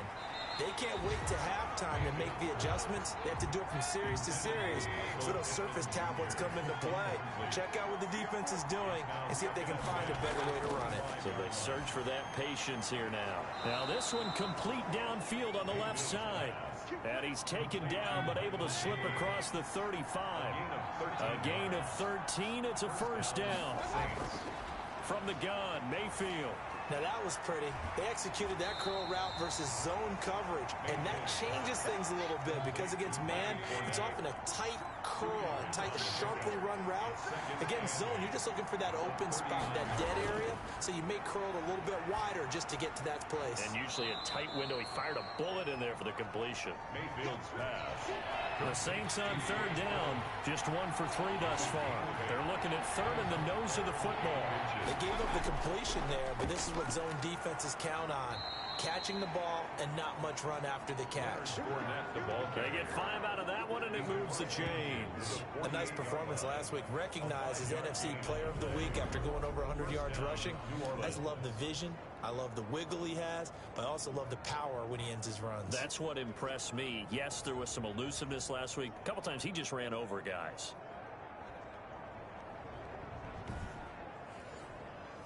From Falcon territory now, here's 1st and 10 at the 48-yard line. Mayfield connects with Kittle underneath. 7 yards, the pickup there. Able to get 7 on that first down pass play. 2nd and 3. They go play action. Mayfield. Catch made here by Campbell. And he is out of bounds, but not before he's inside the 30. 15 yards on the play, 1st down. A little football 101 there. You just see the receiver try to run down the defender, meaning he goes right at him and really trying to move him a little bit towards the center of the field so he can put his foot in the ground and break to the out, to the sideline, and make a catch.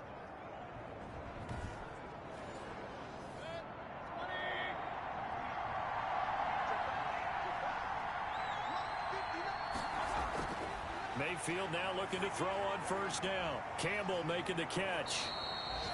And he was able to shed 1 tackle but could not get away from there. 5 yards on the catch there, brings up 2nd down.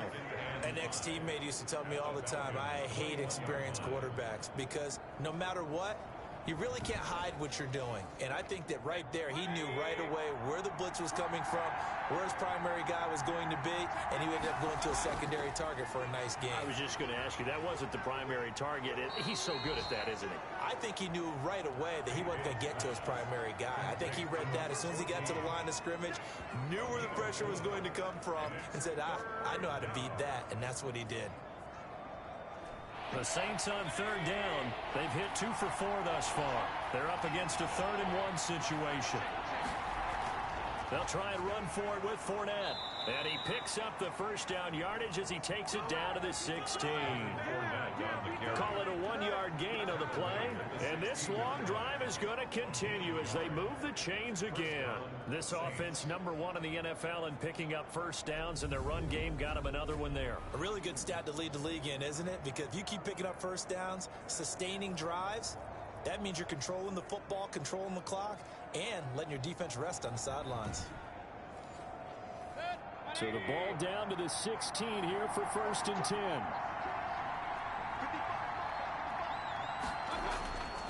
On the run, it's Fournette.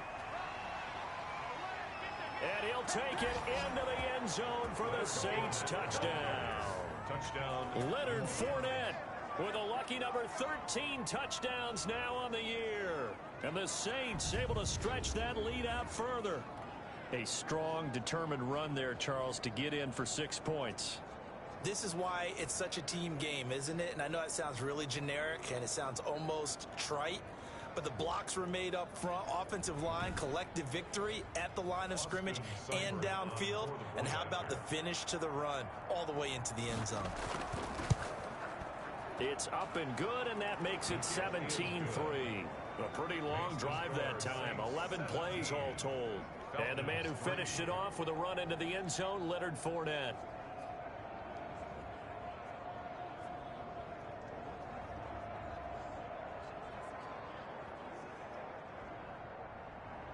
The kickoff unit is out on the field, and they will send this one away.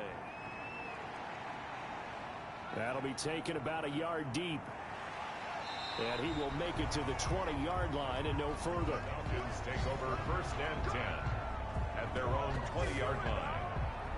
Atlanta prepped and ready for its next possession. And 2 interceptions thrown here in this first half. You hear it no matter the sport. They say the great athletes, they can kind of have a short-term memory, but that's easier said than done. It is easier said than done, but I played with a guy who threw 2 interceptions in the first quarter of a really big game we were playing. And the Saints pressure gets him. Brought down for a sack. Oh, and after the sack, he's still down on the field. While the training staff takes a peek, we'll take a break.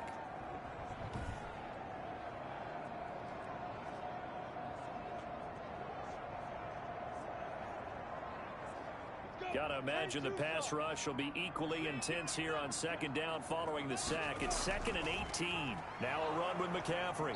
And the running lane's non-existent in this first half as they'll stop him behind the line. Just a 1-yard loss that time, but that's not what they needed. Now they're dealing with a 3rd and long. This defense has really flown around in the first half. They've gotten to the ball carrier before they can really get started. Offense got to have to come up with something else in order to try and get this running game going. The Falcons on 3rd down. They've only converted once in 4 tries. This will be 3rd and forever. Looking to throw it. Minshew. He'll get this into the hands of Travis Fulgham. And he gets up near the 25 to about the 24 before going out of bounds. There's another example where defensive coaches constantly preach, not allowing any run after the catch. They give up a few more yards than they wanted to, but they were able to get him down quickly and force a 4th down. A big kick that time, 52 yards. And out will come the offense as they take over. The New Orleans offense set to take over. And they're hoping to redo their efforts in the last drive when they got into the end zone. And just think of what it's like now on the sideline, because when you score a touchdown, you have to go over and look at the tablet and see what you did on the last drive. When you scored points, it's a whole lot better view than when you're trying to figure out how to fix things there. Stepping up, he's going to keep it. He'll get 8 on the scramble there. It'll be 2nd and a couple. And we have to give credit to him for buying time and extending the play. But you know, there's some really upset defenders on that one. They thought that they had him. Instead, he was coated in Teflon and got away.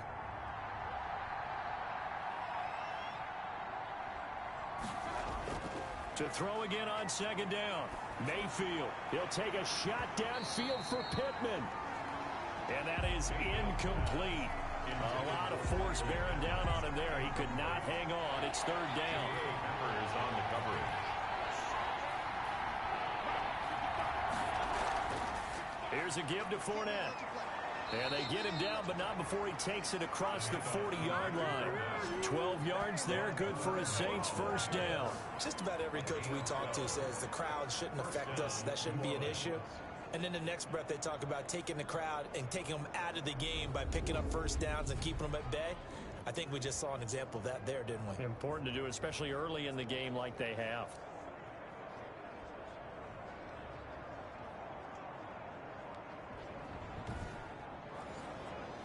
So a good run by Fournette. Now another 1st and 10. Mayfield looks to throw. Completes it to the tight end, Kittle. Mayfield 5 yards on the catch there. Brings up 2nd down. It's a gain of 5. Brings up 2nd. Now Fournette. At the 47. And he's over midfield and into Falcon territory. The Saints on 3rd down. They've converted 4 times out of 6. Not bad. Here it's 3rd and 2. When you find that kind of yardage, you couldn't be more confident as a ball carrier. And guess what? You're going to go back and tell your offensive coordinator, I'd like to keep carrying it, thank you. Give him 4 yards as he does it himself, and it's a 1st down. Partner, I know we're in the era of the mobile quarterback, but there's still an element of surprise when that position keeps the football. And what a nice gain on that play. A gain of 4 last play. They double that here and get 8. Brings up 2nd and 2. At the 37. Looking to throw again on 2nd down. Mayfield. The same target, same result. It's Kittle. Back-to-back receptions for him, and it's another 1st down. A gain of 5. 1st down, Saints. They go back to the ground now with Fournette. It's a pickup of 4, and it'll bring up 2nd down. Bernard McKinney on the tackle. A gain of 4. It's now Mayfield now. 6. The toss here completed to Pittman. And he'll be a couple yards shy of the red zone here at the 22-yard line. 6 yards the pickup, and that's a 1st down. And they'll let the quarterback keep it here on 1st and 10. And he'll be taken down near the 20 at the 21. The ball carrier. Javon Kinlaw, the big D tackle there to bring him down. A gain of 1 yard. Brings up 2nd and 9. On 2nd and 9, Mayfield. He'll get that complete to Albert O. That throw good for only a couple. It brings up 3rd down. That was a nice throw out there to the flat, but they defended that pretty well. The hope is to go ahead and put it on him so he can turn and get upfield and gain additional yardage. There just wasn't anywhere to go on that play. Well, this drive, they're 2 for 2 on 3rd down conversions, but they need 7 yards here. Working out of the gun, Mayfield on the move to his left. He can run for it, and he will. He opted to go with a scramble, gets 2 yards, and now it's 4th.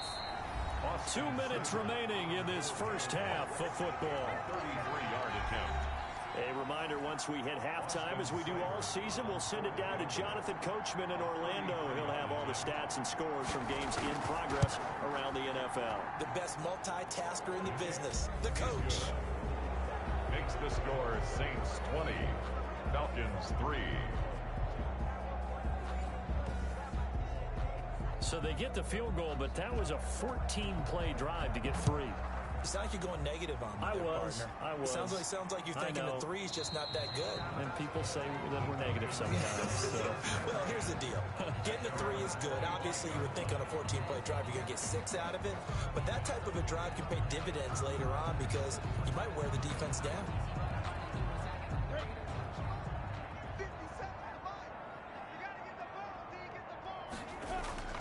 Now Minshew on 1st and 10.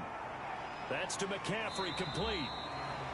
And he gets this up just shy of the 30 to the 29 before he's out of bounds. They'll contain him to just 4. 2nd down. 4 yards on the pickup. 2nd and 6. Out of the gun is Minshew. That's caught left side by the tight end Boyle. That throw good for only a couple. It brings up 3rd down. From the gun, Minshew to throw. Well, they were unable to make anything really big out of that, but it's not a bad idea to find your tight end and give him an easy completion and keep moving things forward. Almost his bread and butter is a good running back dive play. It certainly didn't appear that that's where he wanted to go with the ball initially, so he tried to get something out of it by dumping it off to his running back unsuccessfully. Here's Brett Kern now as he's on to punt for Atlanta. He's been a busy man here in this first half as he gets it away. And that one hits at the 7, but bounds into the end zone, and that'll be a touchback. At their own 20-yard Leonard Fournette making his way back out there. And he's well on his way to a 100-yard game. He's already more than halfway there. We're only in the 2nd quarter. And what I've always loved about running backs is they'll tell you, I had no idea how many yards I had. Right. Those guys have an innate sense of where they are in a ball game and how many yards they've accumulated because you know they're always working towards 100. He's been working well towards 100 here. And he's going to have to eat this one as down he goes. Montez Sweat able to record his 5th sack of the season. And that's their first sack of this game, but how about last week? 6 sacks, great coverage downfield, which helped that pass rush. They are really working in sync right now.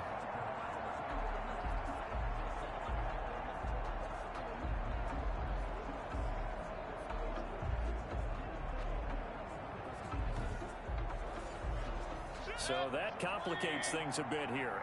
18 yards to go now on 2nd down.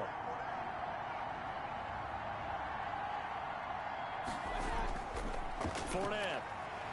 And obviously not fooling anybody here as they stop him behind the line of scrimmage. Now the Falcons going to use one of their timeouts as the clock will stop with 35 seconds to go in quarter number 2. One more time, they'll keep it on the ground. And they'll indeed stop him on 3rd down. And now what do you want to do with your timeouts? The Falcons going to use the 2nd of their timeouts as they'll stop him with a little over 30 seconds to go in the first half of play. On is the punter Scott here as he gets this one away. And when it's said and done, it's a 58-yard punt. And the Falcons will be taking over 1st and 10. Get a look at this offense led by Cooper Kupp as they make their way back onto the field. You better believe that he's well aware he has 0 catches right now, and they're losing, so he's probably a little hungry. And you know the guys on defense are aware as well. And they're really excited that he has no catches, but they're also worried because a lot of times that's like the ticking time bomb. The longer you hold him down, when he finally explodes, look out. Yeah, no catches, though, so far in this game. Throwing again on 2nd down. Minshew. Short throw into the hands of the tight end, Boyle. First down. They'll throw now on the final play. Firing quickly here, and that's complete. So we reach halftime in what's been a fairly one-sided game so far. As we'll send you down to Orlando, we check in with Jonathan Coachman for our EA Sports Halftime Report. Coach. Okay, Brandon, bye weeks, they're over. We've once again got a full slate of games to get to as we take you around the NFL here in Week 12. We'll kick things off in Tampa. Carolina paying a visit in an NFC South matchup. And they have just about gone to halftime with the Panthers out on top. The Panthers seem to be on their way to what would be a good victory. From there, we'll keep the Florida theme going as we head north to check on the Jags at home in Jacksonville. And they've got the lead over the visiting Denver Broncos. The Jaguars looking to sew that one up, and they look to be in pretty good shape. Finally, let's get to Indianapolis to check on the Colts at home at Lucas Oil Stadium. And they trail in that ball game to the visiting Tennessee Titans. Patrick Mahomes has thrown a touchdown pass there. In the game you're watching has been Baker Mayfield with a strong first half. His guys have the lead as we'll hand it back over to our commentators, Brandon Godden and Charles Davis.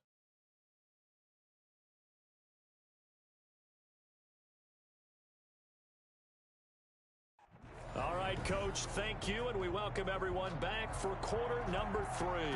Set now to go for the third quarter. The Saints have the lead and set to receive the kick. And he returns this to the 22. The Saints take over 1st and 10 at their own 22-yard line. Out come the Saints now. They'll go on offense first here to begin the third quarter.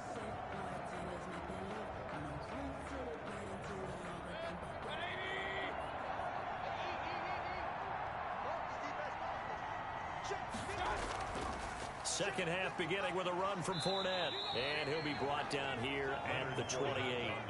It's a 6-yard pickup, and it gets him to 2nd and 4. It's a pickup of 6. From the shotgun, it's Mayfield. Complete to the tight end, Kittle, over the middle of the field. 9 yards to pick up there, and it's a first down. A gain of 9 yards. To throw, Mayfield. And he finds a man on the crossing route. And he's dropped right at the 40. Gain of 3. 3 yards the gain there, 2nd down. A shotgun give to Fournette. And not much room to operate as he'll get this up only to about the 41. But now they're in a spot that every team tells us when we have our production meetings they don't want to be in 3rd and long. And that's because those back-to-back running plays just didn't accomplish a whole lot.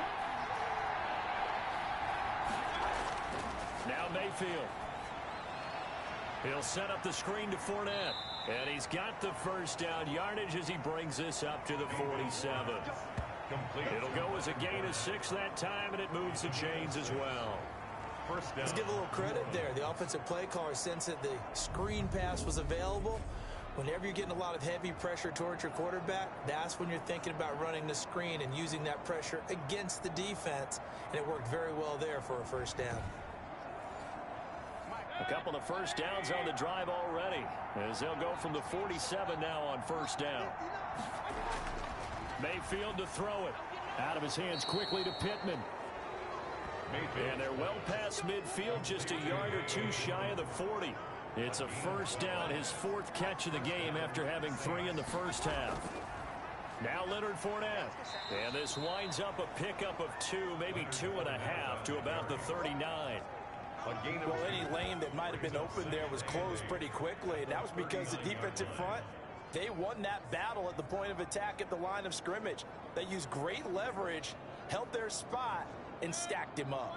The last run got a couple. Here's 2nd and 8. Throwing, Mayfield. He'll get this one to Pittman. Mayfield's pass. The reception good for 7. It's 3rd down.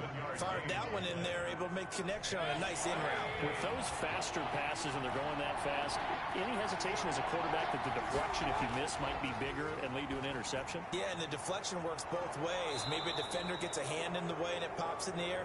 And sometimes you throw it so hard your receiver can't handle it, and he pops it up in the air for the defenders to grab as well. But a moot point there as they were able to connect. And the Saints. And while we may be looking at the scoreboard, this offense certainly is not, because they're showing no signs of backing down, even with a 3-score lead here in the 3rd quarter. I think they keep taking their shots. They've seen blown leads happen throughout this league. They don't want to fall victim to it themselves.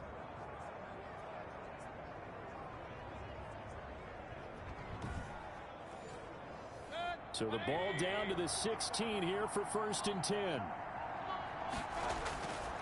A handoff to Fournette, and he'll get 4 there, down to about the 12-yard line. Leonard Fournette, the ball. Following the pickup of 4, here's 2nd and 6. A gain of 4.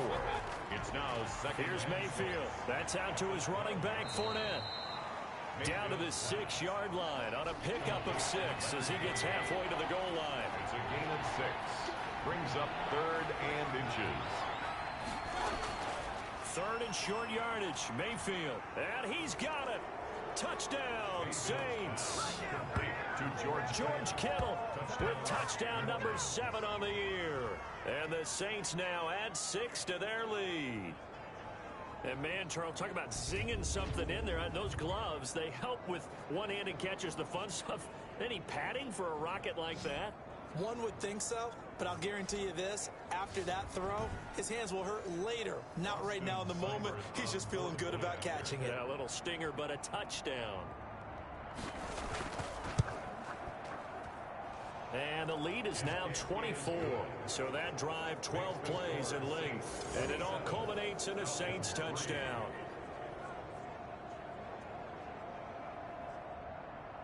The kickoff team on the field now as they will send this one away. This will make it into the end zone. And he'll just take a seat, and the drive will begin at the 25-yard line. At their own 25. Here comes the Falcons offense. It's their first possession of the second half now. They trail here by 24 points. Got to get going soon, you'd have to think, as they come up 1st and 10.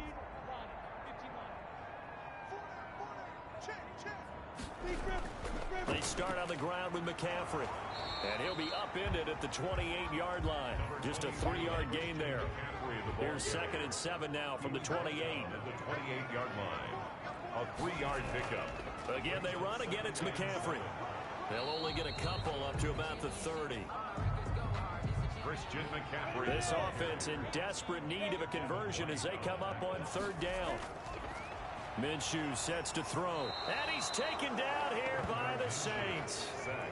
I think we've seen this before. If someone's down 3 scores, that situation there, it's just going to add to their growing frustrations, don't you think? Yeah, a bad number 3 right now. 3-score game, 3rd quarter, 3 and out, not what they wanted. And you can tell on the sideline, those faces are getting a little bit longer as this one goes. Here's Brett Kern now. He's been one of their few bright spots so far.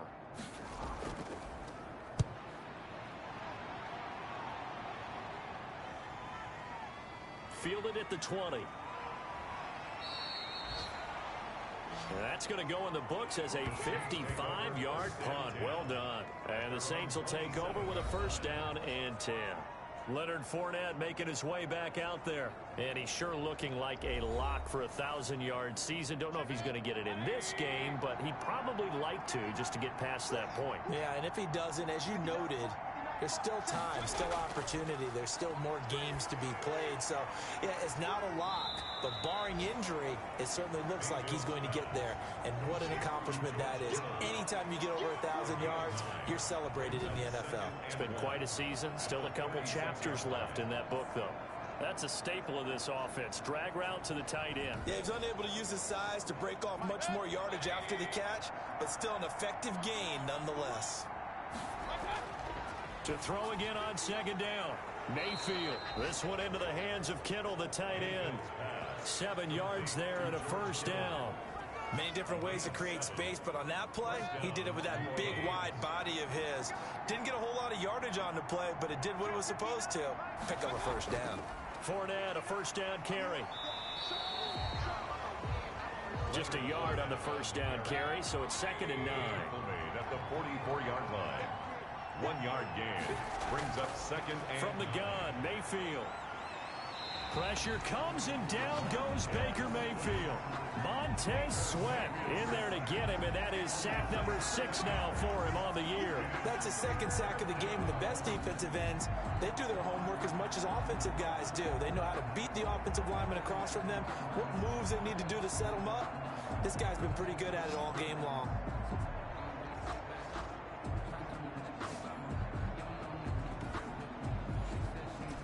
And for the Falcons, 5 men in the secondary, now on 3rd. Mayfield. That's to his running back, Leonard Fournette. And they will get this across midfield, but still well short of the first as he's dropped at the 46. A gain of 9, not enough, and it's 4th down. Well, that's certainly playing down in distance very well by the defense, isn't it? Take whatever you want underneath, by all means.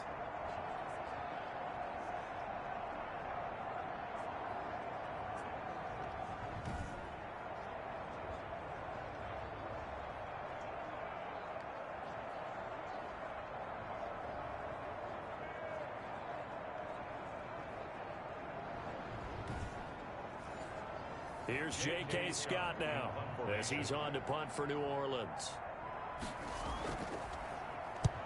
And he gets it away. A directional kick going toward the sideline. The Falcons take over 1st and 10 at their own 36-yard line. Atlanta now coming out on the field. These guys had to punt their last possession, and that's become too familiar of a refrain. Too many of these drives just wound up going nowhere. But you know how in baseball, when the pitcher gets a base hit and he's on base, they bring his jacket out to him to keep him warm? A lot of times the punter goes to the sideline, puts on sweatpants or a wrap over his leg to keep it warm. He might need a massage from the trainer right now from all the work he's getting. Number 22. A gain of 3, 2nd down.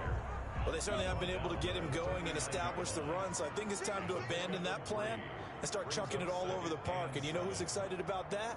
The defensive front. They got a chance to pin their ears back and get after him now. Minshew going to be intercepted for the 3rd time. Picked off around the 41. And he'll bring this one back to the 29.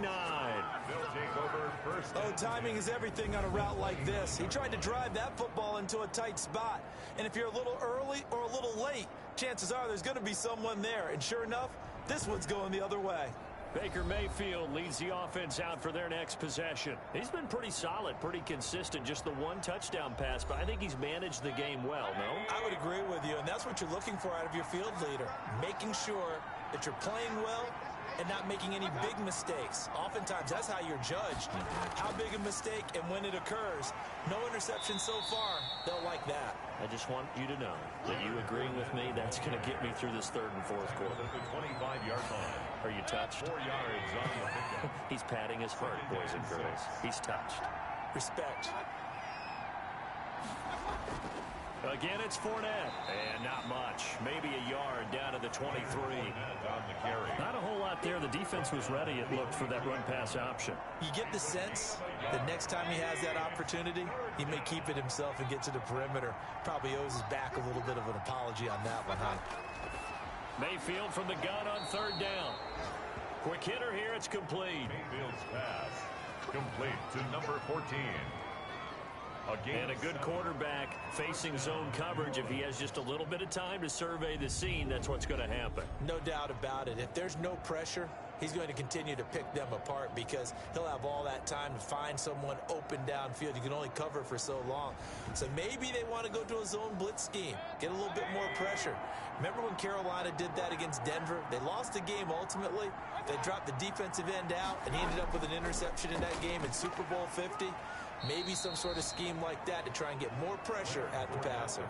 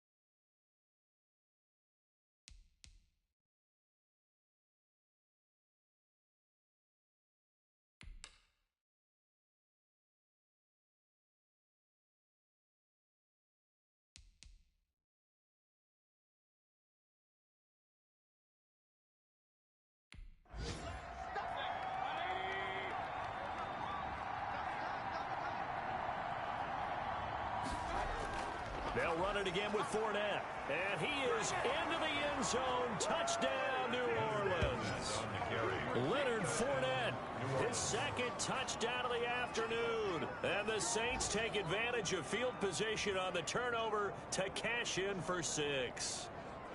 And he certainly played a pivotal role with those 2 TDs and why they're up on the scoreboard right now. Well, someone's all about winning, aren't they? Because he's not worried about the number. Sure, it's great to have 2 touchdowns. But the bottom line is what he's doing is contributing to their lead. He wants to continue to do so. Here's Seibert now to add the extra point.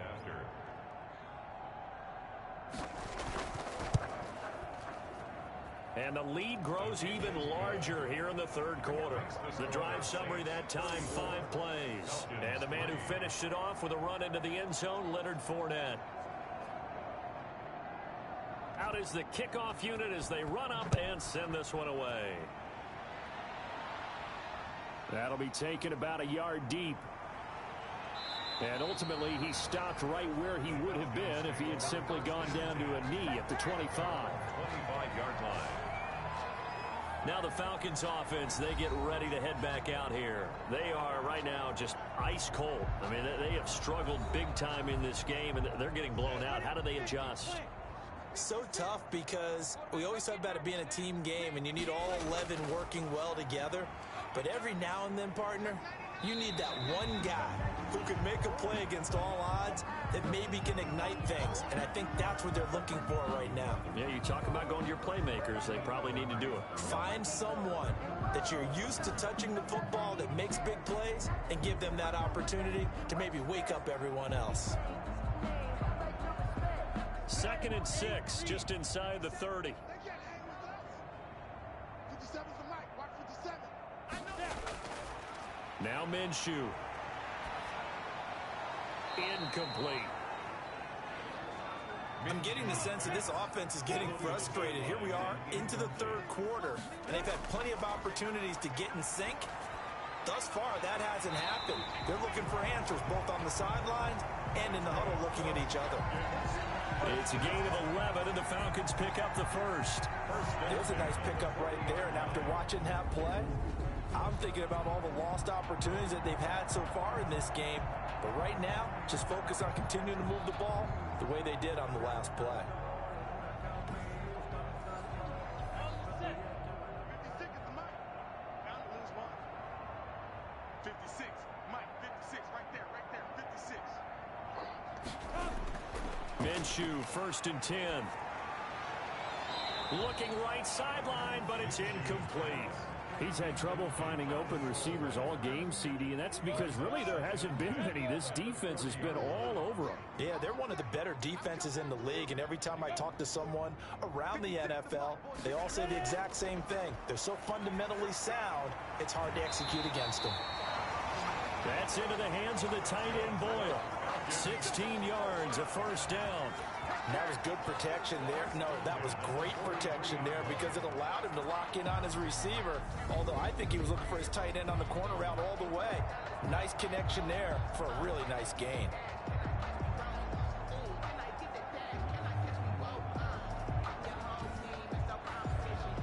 Still in search of their first touchdown of the game, but they're on the move. 1st and 10. Shotgun handoff now to McCaffrey, and he's going to get stopped up quickly. Give him a yard down to the 43. The tackle by Jordan. Well, they're hoping that the second half is better for him than the first half. They've got to find a way to get him going. He's a big part of their offense. At the Saints' 43-yard line. On 2nd and 9, Minshew. They'll set up the screen to McCaffrey. And he'll go out of bounds after taking it a little further down inside the 40. To Christian McCaffrey. That's a gain of 7. Makes it 3rd. Trying to keep the drive going here. This is play number 7 on 3rd and 2. They'll try and pick it up with McCaffrey. And he's got the first as they'll bring him down at the 28-yard line. It goes as a gain of 8, and it moves the chains. Well, partner, what do you think? Might have been 4-down territory if they didn't pick it up, but...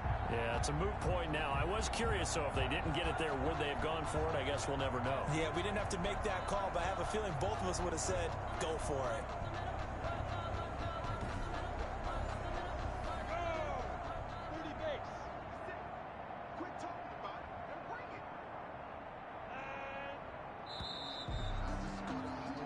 And as they come to the line, they will not be able to get off another play as time has run out on this third quarter. You're watching the NFL on EA Sports.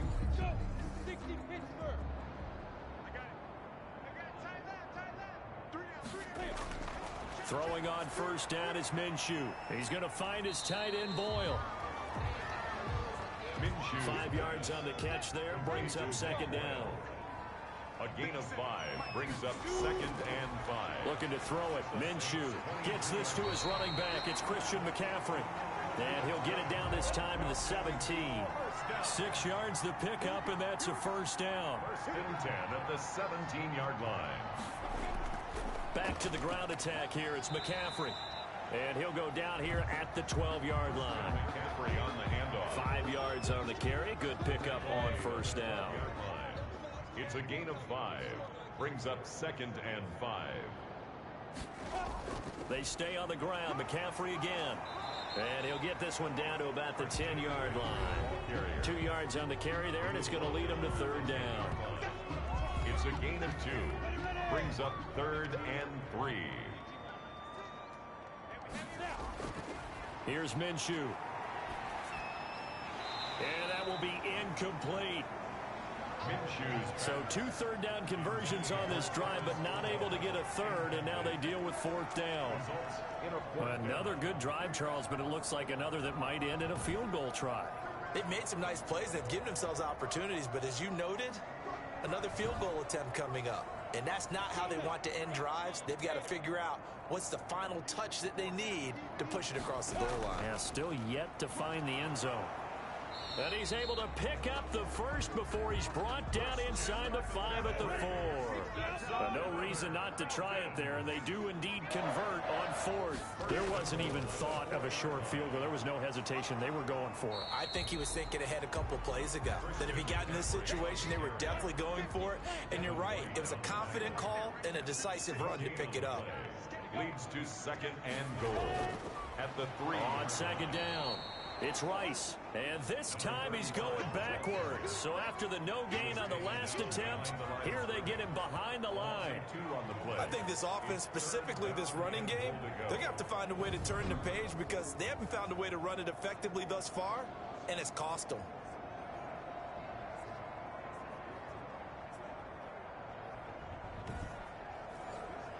This defense has not surrendered a touchdown yet. You better believe they're determined not to here on third and goal. They'll set up to throw. And this is going to be intercepted. Picked up by the Honey Badger, Tyrann Mathieu. Intercepted by the Saints.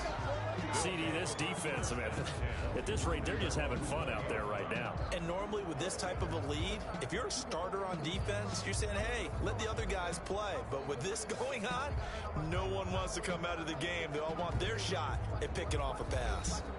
Out onto the field comes New Orleans. We find ourselves here in the midst of a one-sided affair. A lot of fill time down the stretch, Mr. Davis.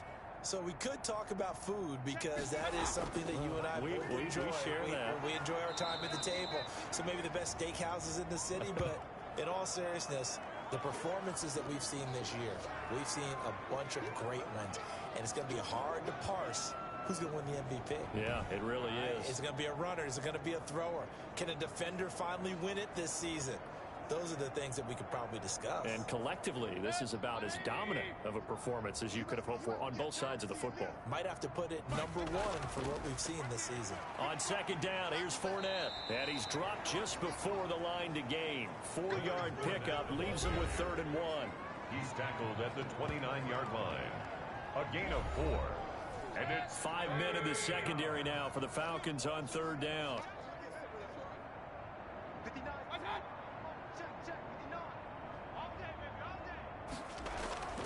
Mayfield now. And he'll get that to Fournette, complete. And he is going to have a Saints first down as they're able to convert by plenty there on third and 1. An effective 7-yard third down conversion. But they certainly had success throughout this contest, getting him the ball in the passing game, and there he picks up another first down.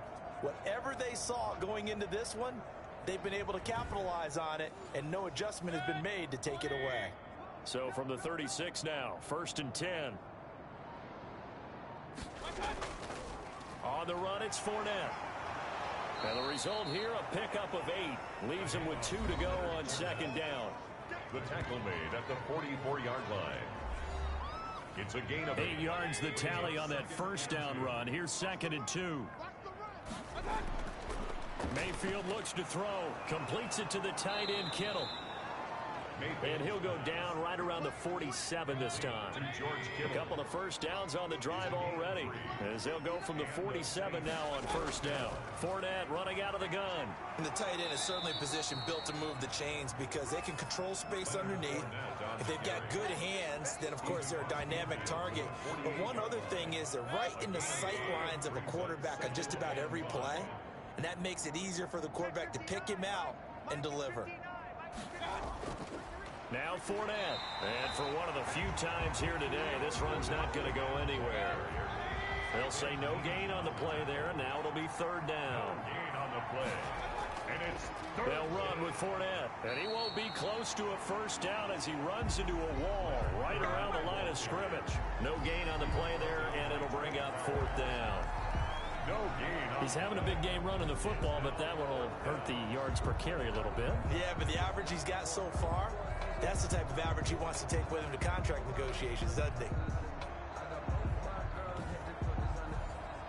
Here's J.K. Scott now as he's on to punt for New Orleans.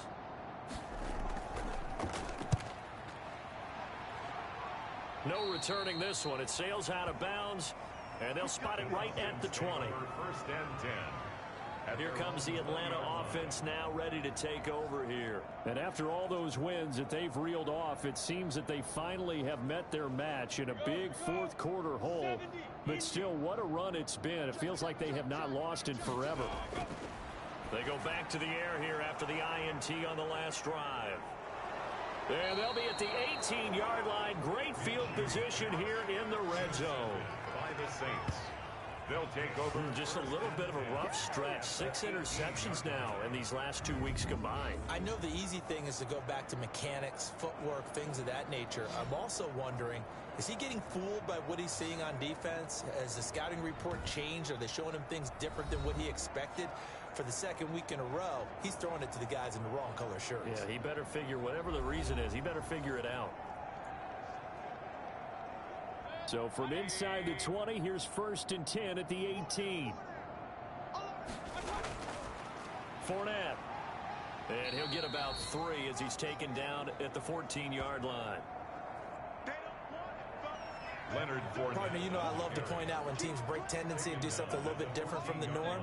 But when you run the ball in the first play of the drive, that's not a tendency breaker at all. That's just trying to establish yourself as you move forward. On 2nd and 7, Mayfield. And he'll go down. Brought down at the 20-yard line. Javon Kinlaw in there to get him, and that is sack number 6 now for him on the year. And on that one, the protection just broke down. You've got to have that leverage, don't you? We always talk about low man wins in the running game for an offensive lineman versus a defensive lineman. It's essentially the same thing in pass protection. Get lower than that defensive lineman so that you can keep your balance and keep him away from your guy trying to throw the football. The chance of wasting this great starting field position, a real threat. This is 3rd and long. From the shotgun, it's Mayfield. Over the middle to Kittle, complete. Mayfield's pass. And he is going to be stopped at the 12, short of the 1st down. That right there, career catch number 541, and that's significant because it ties him with Hall of Famer Kellen Winslow, who also obviously played the tight end position. Yeah, and helped revolutionize it when he was in San Diego. But how about what we're seeing right here? You're talking about 541 catches at the tight end position. You talk about lofty territory, rare air. He has a lot to be proud of in his career. Seibert's kick is good. And they're sitting pretty now as the lead grows even further. Saints 37, Falcons 3. So he remains perfect, 3 for 3 in the field goal department. And it's so important for any offense to have an ace like him up their sleeve, isn't it? Because now You know what his range is, and as soon as your offense gets there, you're pretty much counting on 3 points going up on the board. The Falcons take over 1st and 10 at their own 23-yard line. Now the Falcons offense gets ready to head back onto the field. They're looking to make a bit of a 180. They are sputtering right now. And frankly, I think it's time to call your playmakers together and say, all right, guys, we're going to lean on you through this patch. We need you to get us back on track and get us going in the right direction. So you're calling plays geared to them. Not necessarily what you look at your plays, oh, this hurts the defense. I want the ball in the hands of X, Y, and Z and see if we can move forward. So don't get too cute. Go to the playmakers. And they get him down, but not before he takes it across the 40-yard line. Catch number 40 for him on the year. It's a 1st down. 1st and 10 at the 40. Out of the gun is Minshew. He'll get this to McCaffrey out of the backfield. Minshew's pass. Call it a gain of 5, and it'll make it a 2nd down. Brings up 2nd and 5. Again, Minshew looking to throw. That's to McCaffrey, complete. And he'll take it down shy of the 45 at the 46. 6 yards the pickup, and that's a 1st down. 1st and 10 at the 46-yard line. It'll be Minshew again. He's going to drop this down to McCaffrey. And he'll work free from 1 tackle, but that's about all as he's taken down. They'll contain him to just 4. 2nd down. It's now 2nd and 6 at the 42-yard line. From the gun, Minshew to throw. He'll get this underneath to McCaffrey. It'll be a gain of 6, and that'll make it 3rd and 1. That's a gain of 6. Brings up 3rd and 1. Minshew sets to throw. Now they go screen. It's complete. And he picks up the 1st before he's taken down at the 29. Give him 7 yards on the play as they do pick up the 3rd down conversion.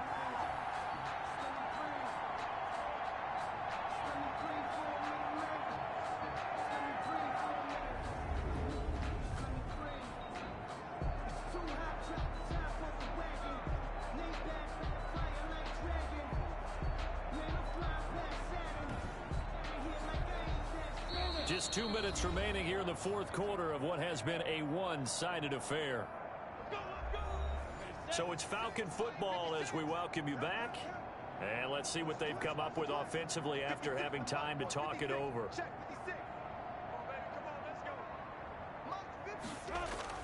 Now Minshew on 1st and 10. Got a man right side. It's McCaffrey. Minshew's pass. They'll contain him to just 4. 2nd down. Over the middle, that's complete to McCaffrey. Minshew's pass. They get him to the ground right on the cusp of the red zone after a pickup of 5 or 6. And now here is another interception. It's the Honey Badger, Tyrann Mathieu. And a big turnover there as his guys will get the football back. Yes, folks, that is his 3rd interception, and I'm going to use one of the most overused phrases in football. He's a ball-hawking safety. I love the way that you called for the shot there. That's perfect, though, because there is something to that. Being a safety often allows you freedom to roam around a defense, maybe not a specific assignment. Today, his assignment, find the football, and he's done so quite well.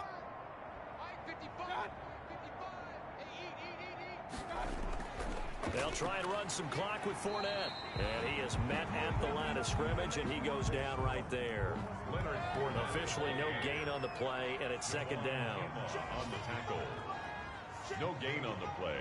Brings up 2nd and 10 at the 12-yard line. This is Fournette.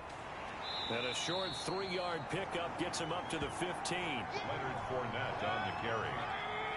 Javon Kinlaw on the tackle. A 3-yard pickup. And it's 3rd down. On 3rd down, Mayfield. And it's incomplete. Still throwing to the very end. But now this game is over. So this one, a victory here for New Orleans. And, you know, it wasn't a shutout. They did give up the points in the first quarter. But second, third, and fourth quarter, they held them scoreless. Brandon, if you throw a shutout for quarters 2, 3, and 4, you can win a lot of games in this league. And this felt a lot like, almost like if you say baseball, and the pitcher goes through the lineup the first time and the hitters get to see him. And then they come out after that and the bats start blazing, right? I think they saw their best stuff in the first quarter and just shut everything down from that point on. What a great, convincing performance. So for New Orleans, the perfect season remains intact as they move to 11-0 on the year. And they'll get another road test next week as they head to Houston to take on the Texans. Meanwhile, for the Falcons, it's a loss that could hurt them come playoff seeding time as they drop to 8-3. And they'll try to get back on track next week as they head to Dallas to take on the Cowboys. I'm Brandon Gaudin. Certainly have to thank Charles Davis, my broadcast partner, and our entire crew. We'll catch you next time right here. It's the NFL on EA Sports.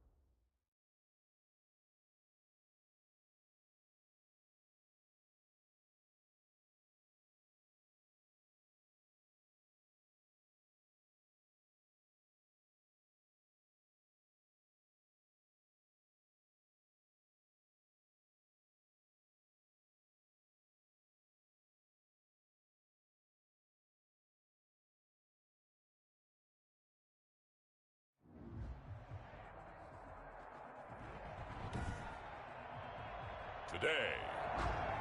From NRG Stadium in Houston, Texas.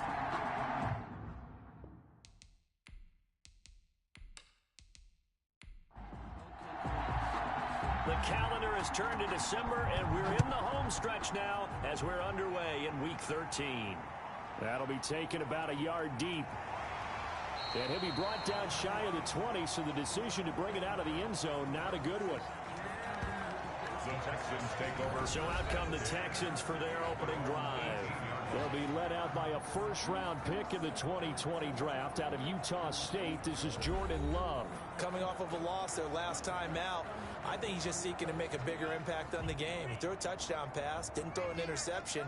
I think he just wants to jump those numbers up in terms of flinging it around and letting his receivers get into the end zone. And his first look is incomplete. Love's pass. J.C. Jackson there defensively to knock it away. This is going to be the matchup to watch out on the perimeter, and it won't be the last time these two go at it. Both of them believe they are the superior. In this case, the win goes to the defense. Here's a throw out wide, complete to his running back right side. They do get a couple, but they'll be left staring at a 3rd and 8 coming up. Yard pickup makes it 3rd and 8. On 3rd down, Love. And able to complete it to Moreau. And he is going to have a Texans first down as they're able to get the 3rd down conversion. That good for 19 yards as they pick up the conversion on 3rd. And that's well executed there on 3rd down, and I love the confidence that they had to let their tight end try and find some space in the middle of the field, right in their quarterback's line of vision. And QBs love to make that easy throw, and they hooked up there for a first down. So here's a 1st and 10 at the 38. Here's the first carry of the game for Zach Moss. And this time they were waiting for him as he'll be knocked out before he can get back to the line of scrimmage. 2 yards the loss, 2nd and 12. Sometimes you just sit back and marvel at what he can do defensively. Speed, strength, quickness, he's the whole package. And that package just wrapped up the runner for a loss.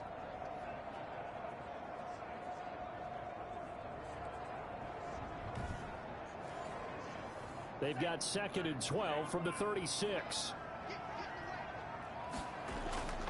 Working out of the gun. Love.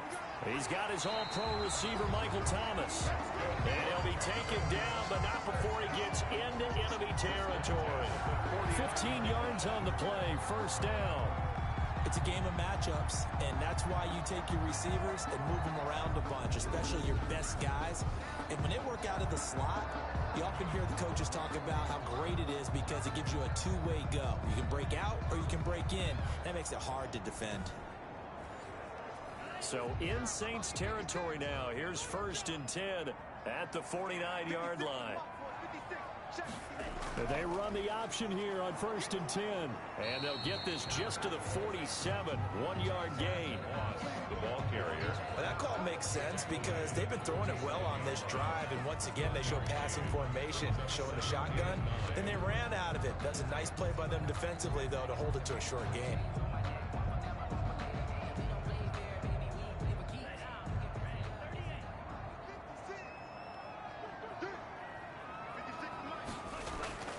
Now a 2nd down throw for Love here. And the Saints pressure gets him. Brought down for a sack. Chris Jones has now recorded 10 sacks on the season. And we say it all the time, have to be able to get rid of the ball sooner than that. You have to help your offensive line out. They're going to protect you as best they can. And if you're getting 3 to 5 seconds to throw the ball, they're doing a really nice job. But when you hold it and give up a sack, you're really almost discrediting their work. The 7th play now of this opening drive. This is 3rd and long, though. Got a man, and he hits him in stride. And he'll be out of bounds after getting this one across the 40. 5 yards, and that means they come up short as they're going to have to punt here on the opening drive. We can make this one pretty simple. Locked up all of his progressions downfield, forced to get it to his running back. But how about the way they ran to the football and knocked him down to force a 4th down? So on 4th down, on is the punter, Pat O'Donnell, to kick it away. And last week in the loss, 5 punts as he gets this one away. And a bit of a mistake there. This is well into the end zone for a touchback. And here come the Saints for their opening drive. They'll be led out by the #1 overall pick in the 2018 draft, the Oklahoma Sooner, Baker Mayfield. It was so interesting in the run-up to the draft to talk with different scouts. I got one to tell me that in his notes he wrote down, Mayfield, brash, happy-go-lucky, plays the same way, barely restrained improv act that frustrates opponents and sometimes his own coaches, but produces plenty of highlights. What do you think of that? And he's going to get 7 out of this before being taken down at the 27. 7 brings up second and play fake. Mayfield. 7-yard line. And on the left sideline, he caught it, but out of bounds, according to the head linesman. Incomplete, so the ball a little late getting there, and it's 3rd down. One thing that you're going to see from this offense is that they love the matchup with their wide receivers against this secondary. That one wasn't successful, but don't expect them to back away from attacking all game long.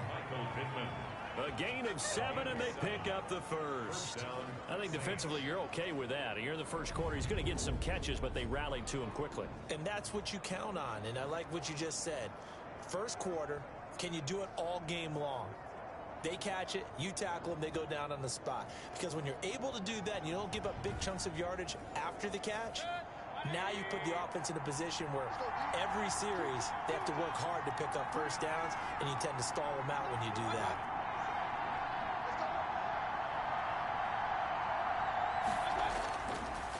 On the ground, this is Leonard Fournette. And he went nowhere. Well, he went backwards, back to the 33.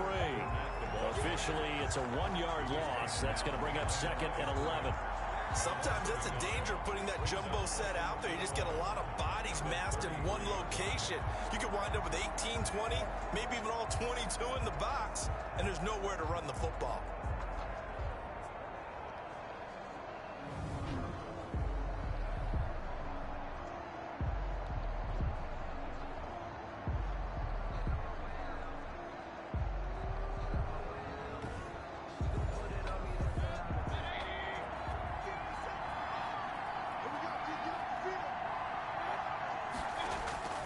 On 2nd and 11 now.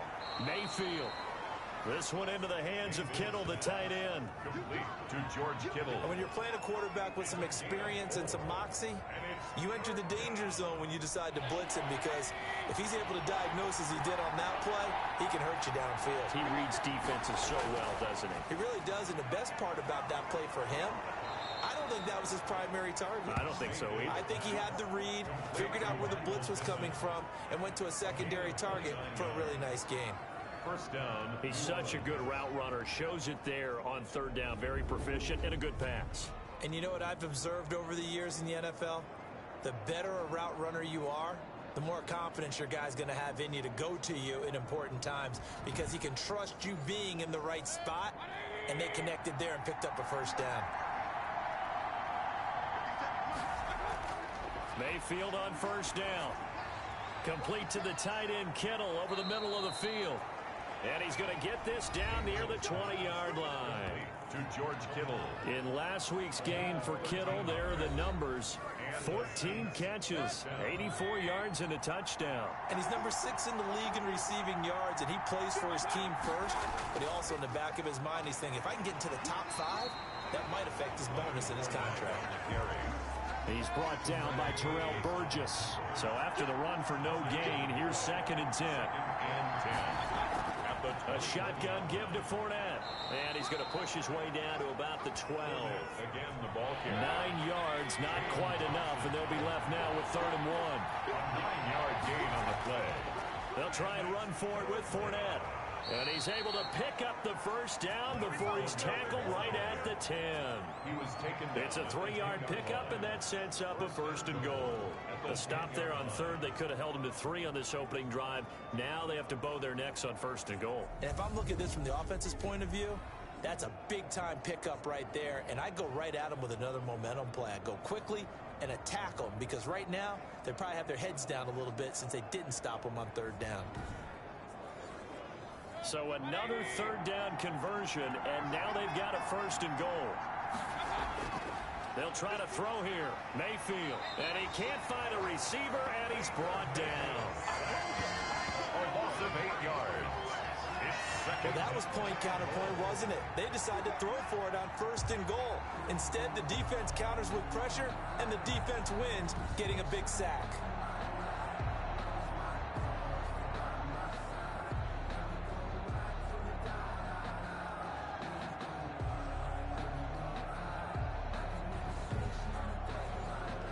First down, a bit of a disaster, and now on 2nd and goal, back even further. Now Leonard Fournette. Down he goes at the 10 with a solid pickup of 8. This has been a long drive. You got to figure a field goal would be a letdown. Can they convert now on 3rd and goal? Partner, I know we're in a goal-to-go situation, but my goodness, think about running the ball here. Not even a thought, is it? Defensively, they're in a prime spot. And I think the defensive guys are probably expressing themselves to them as well. I wouldn't run it here, guys. You might want to try throwing it. So much about this game is just understanding situations and then having to execute, isn't it? Guard the first down sticks. Don't let them get there. And they rallied and made the tackle. 4th down, and Baker Mayfield gives way to his teammate at Oklahoma, kicker Austin Seibert. From the left hash, should be a fairly easy one here. Seibert able to knock this one through. And the Saints are going to take a 3-0 lead. Well, after marching down the field, only getting 3 there, it kind of feels like a win for the defense. And it does. They'll go to the sideline feeling a lot better that they didn't give up a touchdown after the march against them. But if I were the offense, I wouldn't hang my head over that one. That's a good drive, and 3 points were put on the board. At their own 23-yard line. So now we get set to see Houston for their 2nd drive of the ball game. They punted last time they had it. What steps, Charles, you think they have to take to make sure they don't do that again? Well, let's just go to the football 101, the trade expression 101. Win first down. Make 5, 6, 7 yards on first down and make it a 2nd and 3, 2nd and manageable. Keep accumulating first downs that way. Keep moving the football. You don't want to get behind the sticks because then the defense has the advantage. 6 yards was the pickup on the last completion, so here's 2nd and 4. At the 29-yard line. Out of the shotgun, it's Love. Gets this to a standout receiver, Thomas. And he'll get it up near the 35, right at the 34 here. The numbers for Thomas from last week's effort. Well up over 100 yards, and one of those catches found his way into the end zone. I do think he'll be hard-pressed to duplicate those numbers this week, though, because he's gotten their attention, so they will double him on every snap at a minimum. In some cases, they'll triple him. Now left side on the swing pass. A good pickup there on first as a screen pass gets him 8. Facing a 2nd and 2 after that last catch, good for 8 yards. Brings up 2nd and 2. At the 40. Play fake. Here's Love. This is complete to Michael Thomas. And he'll be taken down, but not before he works it past the 50. 12 yards there and a first down. Again, it's Love. Catch made, it's Moreau. And he's got this down a yard or 2 shy of the 40 before he's out of bounds. They'll contain him to just 4. 2nd down. 4 yards on the. Now the former Washington Husky. Here's Myles Gaskin. Give him 4 on the carry, and it'll make this a 3rd and about 2. 38-yard line. It's a gain of 4. Makes it 3rd and 2. They'll try and run for this with Moss. And he'll be brought down, losing yardage back at the 40. 4th down now after a loss of 2. I like the strategy. Extra tight ends, extra beef. They want to run the football, but that means they probably want to run it inside. If you get strung out on the perimeter, you're in peril. Yeah, we saw the result, negative yardage.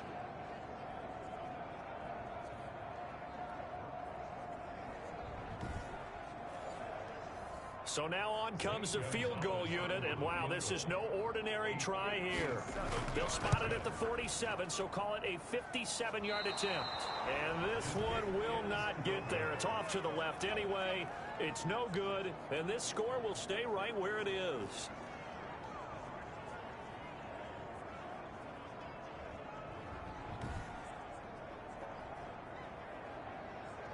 Leonard Fournette making his way back out there. Last week, a strong showing, up over 100, also 2 trips to the end zone. It's the kind of week that if you said, listen, I'll let you have this type of a game each and every week. You'd sign up for it. You wouldn't try and get too greedy. But let's face it, good runners always want to be a little bit more greedy at the end, try and squeeze out every last yard. He's going to try and duplicate that and exceed it in this game. 16 yards right off the bat and a first down. This running game's so important for them, and they know that. It helped lead them to a victory last week when he was over 100 yards. Let's face it, it's their identity, and that's what they want to play to. They want to be that team that runs the ball really well each and every week, and right now we're seeing a pretty good pattern of that happening. So from the 36 now, 1st and 10. From the gun, Mayfield. He'll get this one to Pittman. This will be stopped about 2 yards shy of the marker. 8-yard gain, 2nd and 2. Brings up 2nd and 2. They run the option on 2nd down. And he'll go out of bounds inside the 15-yard line. A gain of 15. All right, I got. Quarterback has 3 options, right? So what's different from that versus the triple option that we see the service academies run at the college level? As a general rule, the triple option at the college level, most things are called outside of the quarterback faking it to the runner and then keeping it himself and maybe having a trail back. What I mean is, in the NFL, that option to throw the football all comes about organically. It's a natural deal based on reads. In college, if you're going to throw the football for triple option, you've actually called that play. And he is met quickly in the backfield. Down he goes, folded like a lawn chair.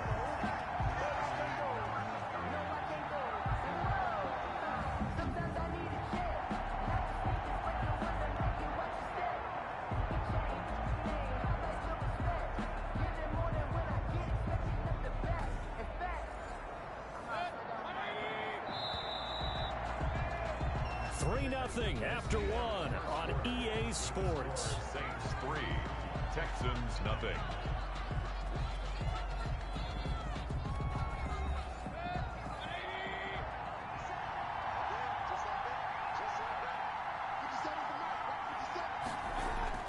Throwing on 2nd and 14. Mayfield. He'll set up the screen to Fournette. And he'll wind up losing yardage here back at the 21-yard line. Time to give a little credit here. That was an excellent read by the guys on the defensive side of the ball. Well, you're crediting your defense. Got to credit them on that one because they tried to fool them, right? Tried to trick them. Ran a screen, and they went to it and smothered it for a loss of yardage. The Saints on 3rd down. They've been good. 3 for 4 thus far. This will be a tough 3rd and 18. To throw, Mayfield. Oh, it's a screen pass. That's complete. And he'll take it down here just shy of the 15 at the 16-yard line. That one good for only 6, and it leaves him with a 4th down. They dialed up the screen pass on 3rd down, and for a second it looked like it was all going to come together, and they had a chance to pick up a 1st down, but the defense got there and finished it off.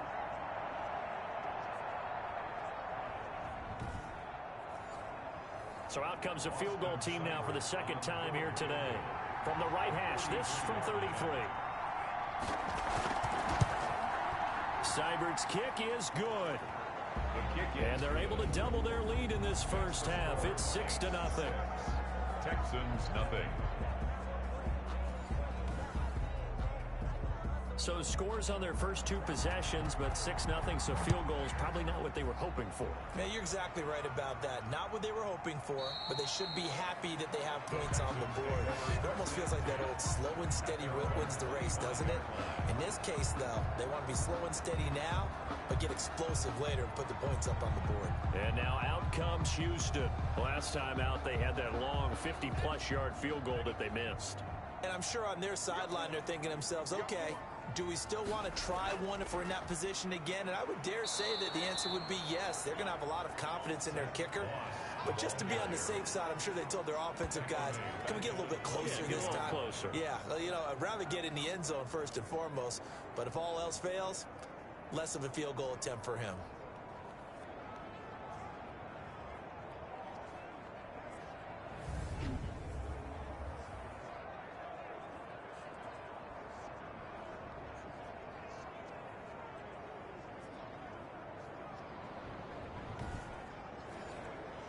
A 3-yard loss to start the drive. They'll look to make that up and then some on 2nd and 13.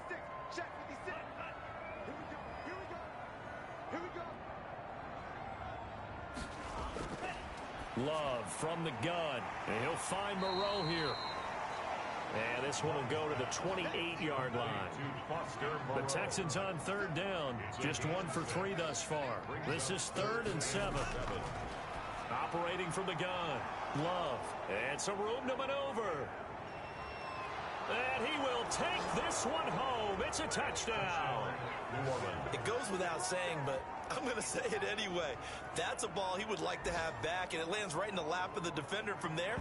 He doesn't have very far to go before he gets to the end zone, and he got there in a hurry.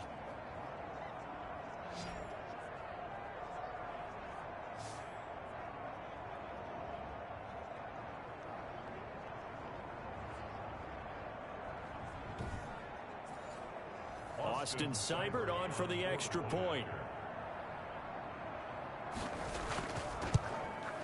And he's got it to make it now 13-0. A heck of a play there defensively, getting the interception, navigating his way into the end zone for the touchdown.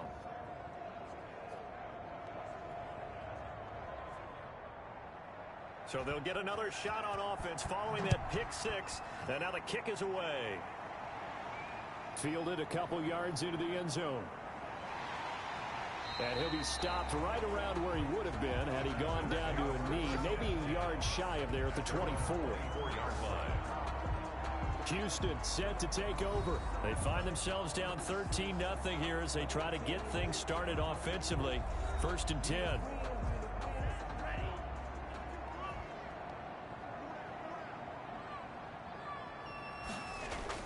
They'll start on the ground with Moss. 3 yards on the pickup there, and it'll be 2nd down. Yeah, I don't know if it's exactly a win-win, but if you're on offense, you'll take that kind of a run, all right? It was kind of stacked up, found a little bit of yardage, and frankly, they're pretty close to staying on schedule on offense. The playbook is still open for the coordinator. And he stopped immediately there. No gain on the play, and it's going to bring up a 3rd down. Thompson. No gain on the play. Love looking to throw it. And he's taken down here by the Saints. Jordan Elliott racking up sack number 12 for him on the year. Well, someone's been up to the task so far in this game. They are already up a couple of scores, Brandon, and guess what? I think they're just going to pin their ears back now and get upfield and get after the quarterback. Been such an impressive first half to get that lead. Here's Pat O'Donnell now as the drive goes backwards, so he's on to punt it away.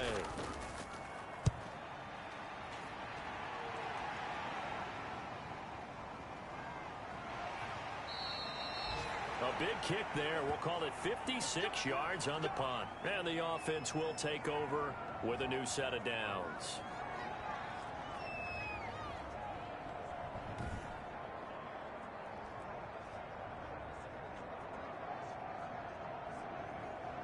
So 1st and 10 now from the 30. From the shotgun, it's Mayfield. Completes it to the tight end, Kittle. They'll contain him to just 4. 2nd down. A gain of 4. It's now 2nd and 6. Here's a give to Fournette. And he'll be limited to a short gain up to about the 34-yard line.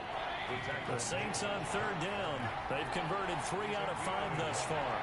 This will be 3rd and 5. And this is why aggressive defensive coordinators love to blitz. It wreaks havoc because they end up taking their attention to the blitzers, freed up the D lineman to make the play.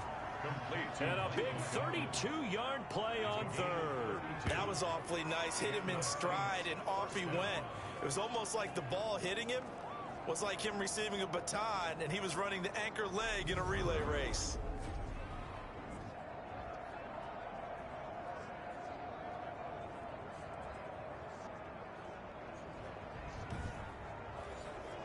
So the big play changes the complexion of things. Here's 1st and 10 just outside the 30. A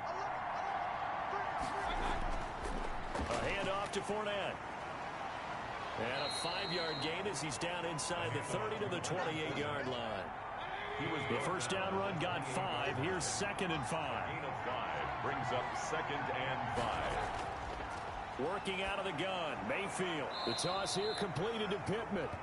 And he's going to be taken down with another first down as the stop's made at the Texans 16.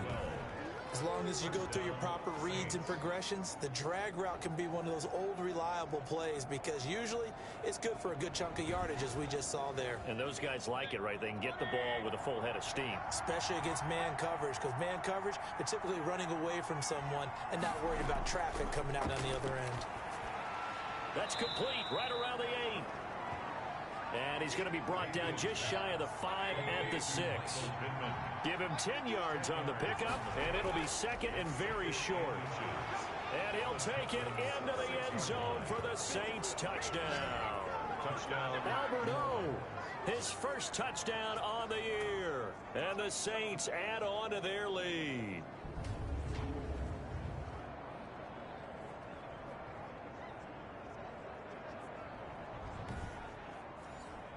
Seibert on for the PAT.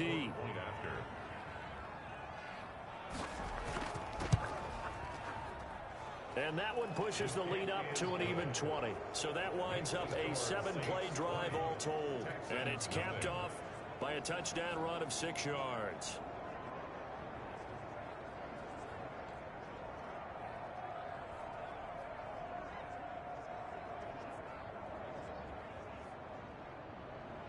Set now to kick this one away, and off it goes.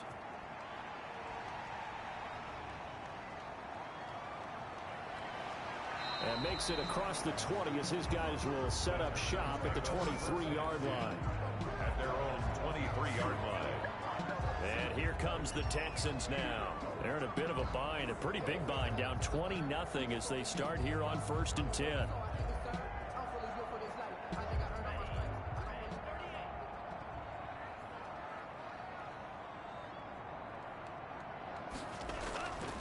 Here's Moss. And he's able to plow forward up to about the 29, just shy of the 30.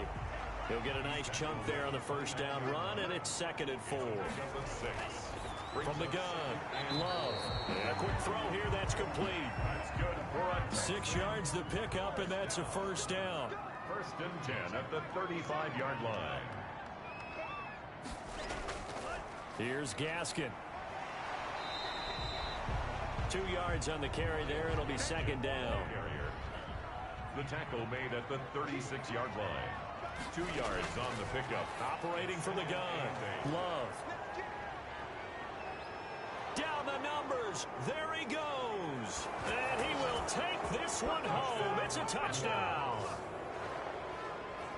That pick six extending this lead even further. And boy, it's been a while since I've seen a team struggle this badly in the first half. I think all they want to do is get to the locker room, try and regroup, and come out to start the third quarter. But if things don't improve fast then, I think the backups get a lot of play in the second half.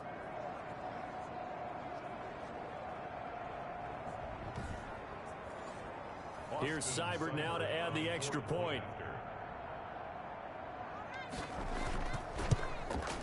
And that stretches the lead to 27. So the defense creating some points, not only getting the interception, but then returning it to the end zone for the pick six.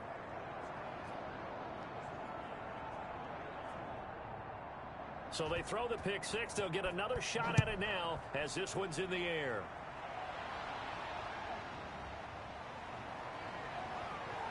And not much happening on the return as he'll get this to about the 23. At their own 23-yard line. Out comes the Houston offense as they get set to take over here. And fresh off the pick six, they've got to forget about that quickly. In this case now, the guy throwing the ball, he's got to be like what we talk about with defensive backs who get beat for a long touchdown. Short-term memory, right back out there doing the things that he does best, and knowing that taking care of the ball is paramount. Here's his opportunity. It comes back to those defensive backs for the former DB, right? I don't know where that comes from. It just kind of emerges out of me for some reason. Deep in there, right? On second down, here's a run with Moss. And nothing doing. He's immediately taken down at the line of scrimmage. The ball carrier. He got maybe a half yard at most, but officially they'll be left with a 3rd and 2. As usual, the hallmark of a good run defense, linebackers making plays near the line of scrimmage. Absolutely nowhere to run there. Just a 1-yard gain on the play, and that'll mean a call to the punt team as it's 4th down. And, partner, when you run the ball on 3rd and 2, you're telling the whole world you've got nothing but confidence in your offensive line and your runner, and you expect to get it. But they were stuffed on that play, only got 1 yard. Great job by the defensive front, the linebackers, everyone got involved to force a 4th down. Here's Pat O'Donnell now as he's on to punt for Houston.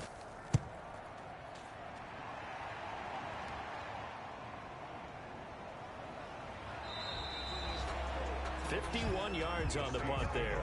1st and 10 at their own 16. Leonard Fournette making his way back out there. He's been good. His guys are winning. So far, the recipe working here in the 2nd quarter. He doesn't like to just tote the rock. He wants to carry his team on his back, and that's what he's done throughout this game. Yeah, he's done that. He'll be hoping to continue that trend. They'll start out on the ground. It's Leonard Fournette.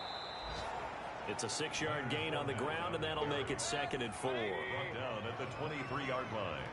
A 6-yard pickup brings up 2nd and 4. Here's Mayfield. Into heavy traffic, and it's intercepted. Picked off at the 33. And they will finally get him, but not until he's all the way down inside the 15-yard line. The Texans take over. And he may want to track down that football because that's interception number 1 on his career. You're saying that's going into the trophy case? I'd put it there. Yeah, no doubt about it. That's when you ask the equipment guys to make sure they hold it for you after the game. But if you play in the back 7 on defense, that's part of your job, finding ways to take the ball away from the other team. From down at the 12, it's 1st and 10. They'll run on 1st down with Moss. Looking to find a lane, but he can't. Reined in at the line of scrimmage. Taken down. No gain on the play. It'll be 2nd down. No gain on the play. Brings up 2nd. On 2nd down now. It's Moss. And a pickup of about 4 down inside the 10 to the 8-yard line. The Texans on 3rd down. They've had their troubles. Just 1 for 6. This will be 3rd and 5. 3rd and 5. Throwing. Love. And got his man. It's caught. Touchdown, Houston. Michael Thomas, his 6th touchdown of the season. And the Texans get a bit closer. Now, the scoreboard still does not look good, but at least they polished off that goose egg. Yeah, they've been thoroughly outplayed in the first half. Finally, a little spark of life, but it's going to take a lot more to add to that flame for them to thoroughly get back into this one.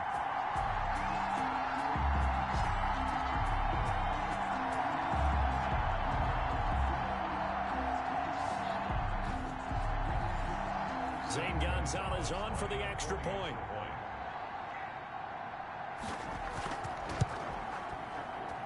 It's up and good, and it makes it 27-7 now. Scoring summary, 3-play drive, and it results in the Texans finding the end zone.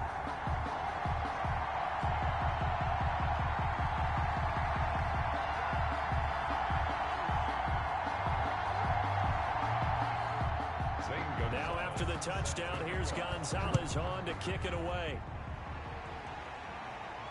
That'll be taken about a yard deep. And he'll be stopped right around where he would have been had he gone down to a knee, maybe a yard shy of there at the 24. 24-yard line. Now the Saints, they trot their offense out here. And following the interception, just any interception, are you a little bit more cautious when you start that next drive, or no, you just throw that out the window? I think you are. I don't think that there's any way you can run back out there and go, totally didn't affect me. Let's just go ahead and be loose with the football again. You're going to take care of it, but you have to be careful about being too cautious because now you can't run any offense at all. Still want to attack. We'll see how they attack them here. 10 yards on the pickup. It's 2nd and inches. Fournette. And this carry not as productive. He's swallowed up at the line of scrimmage. Brought down. They'll say no gain on the play, so it was looking good, but nothing there. And now it's 3rd down and inches. 3rd down. And we've hit the 2-minute mark in this first half of action. Coming up at halftime, I'll go from one personality, that's you, Charles Davis, to another one in Orlando, the coach. He'll have stats and scores from around the NFL. You and Jonathan Coachman both larger than life. No doubt about it. But you're stuck with me in this booth, Yes, and he's miles away and smiling. And happy. I feel like my man, Old Mo, momentum might be changing jerseys right now. How about what they just got done? They scored a touchdown their last drive. Now here's a 3 and out. Maybe momentum's getting ready to creep to the other sideline. And did they keep it in? They did. They kept it in. It's down close to the goal line at the 1-yard line. You rarely call your punter a weapon, but he certainly was there. How about that? Pinning him down at the 1-yard line and helping out the defense in a big way. I'm telling you what, if I'm a defensive coordinator, I might be thinking safety right now.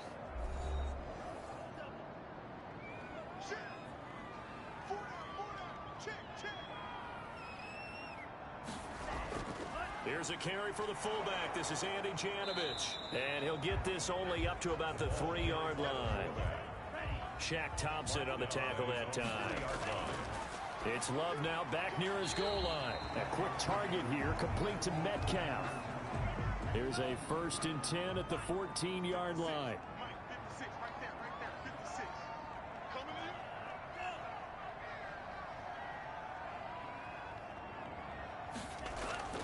From the gun, Love. Over the middle into the hands of Michael Thomas. And he's got it past the 30 before he's hit and dropped. Another big gainer that time. This one goes for 19 yards. And the Saints pressure gets him. Brought down for a sack.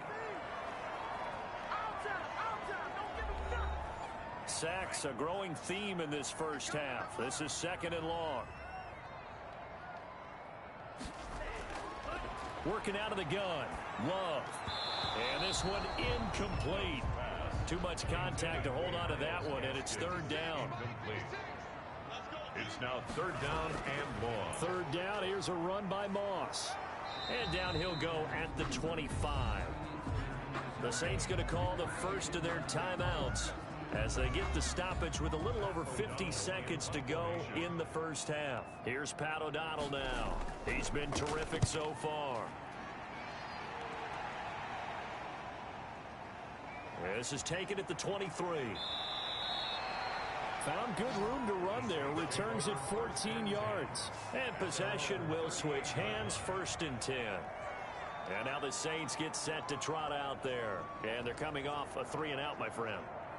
I think they've got to look at that play sheet and go to a spot that they haven't gone before. Time to shake things up a little bit to try and get this offense moving. Okay, so how do you do that? How do you shake things up? You look at what you've called before, realize it hasn't worked Go to so something well, else. and maybe try and find one of those special plays from one of your better players, and maybe try and hit something big and get things going in the excitement area. Able to get 7 on that 1st down pass play. 2nd and 3. Now Mayfield. And he will find his man on the outside. And he'll work it across midfield inside the 45. 12 yards there and a 1st down. But that's what you're looking for when you want to throw the ball downfield. You want one of those guys who can play out on the perimeter, can play out wide, who can not only get open, but when they're covered, can uncover themselves downfield and create catches.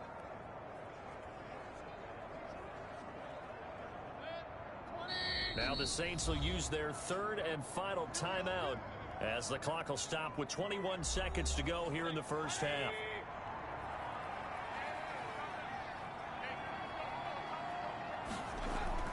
Mayfield now looking to throw on 1st down. The tight end Kittle has it on the left side. Mayfield. They'll contain him to just 4. 2nd down. Mayfield with it once more. This one into the hands of Kittle, the tight end. And he works it to the 30-yard line here, right at the 30. So we reach halftime in what's been a fairly one-sided game so far. As we'll get you over to Orlando, where standing by is Jonathan Coachman. He has our EA Sports halftime report. All right, Brandon, thanks very much. Things definitely getting interesting around the NFL as we begin the month of December. So let's get right to it. We'll get things started with a border war, if you will, in the southeast part of the country. Tennessee taking on Carolina. And that one's gonna have time with the Panthers out to a good lead. The Panthers seem to be on their way to what would be a good victory. Next, we head off to check out another game. And at this point, they trail the visiting Atlanta Falcons. Cooper Kupp, a touchdown reception. Lastly, we head to the Gulf Coast and check on the Bucs at home in Tampa. And it was the visiting Chicago Bears who come away with the victory. 34-17, the final as they double them up. In the game you're watching has been Baker Mayfield with a strong first half. His guys have a 3-touchdown lead as we're about ready to go into the second half. And to get you through it, we give it back to Brandon Gaudin. All right, Coach, thank you, and we welcome everyone back for quarter number 3. Set now to go for the third quarter. The Saints have the lead and set to receive the kick. And he's up past the 20 to the 22-yard line. Take over first and 10 at their own 22-yard line. Out come the Saints now. They'll go on offense first here to begin the third quarter.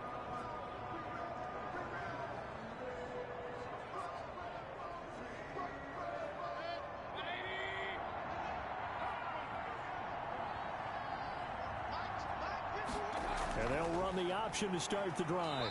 And he will lose yardage on the play. Back at his own 19-yard line. That's going to wind up a loss of a full 3 yards on first down. And plays like that are exactly what this defense needs here early in the second half to give it a little spark. I think their halftime adjustment, what they talked about, maybe it was just a little inspirational speech. Who knows? But it looks like they're ready to go. So now they have to contend with 2nd and 13 after the first down run goes backwards. Throwing, Mayfield. That's out to his running back, Fournette. And he's going to get this one across the 30-yard line. A gain of 13. It's a first down. First down, New Orleans. Fournette running out of the gun. And he's going to be met at the line of scrimmage and taken down. The tackle was by the Boston College product, Harold Landry. No gain on the play. Second and they'll run it again with Fournette. 32-yard line. And he'll get this up only to about the 33. They do get a yard there, but only a yard. Leaves him with 3rd and 9 looming. It's a gain of a yard. And it's third. On third down, Mayfield. That's to his running back, Leonard Fournette. And a pretty nice tackle there, ranging up from his free safety spot as he'll stop him about a yard short. Brandon, it certainly looked like they had that play defended well, but it still almost worked. Got it to the running back. He wound up getting really good yardage out of it, but it was 3rd and long, and they were able to rally and stop him before he could get to the marker.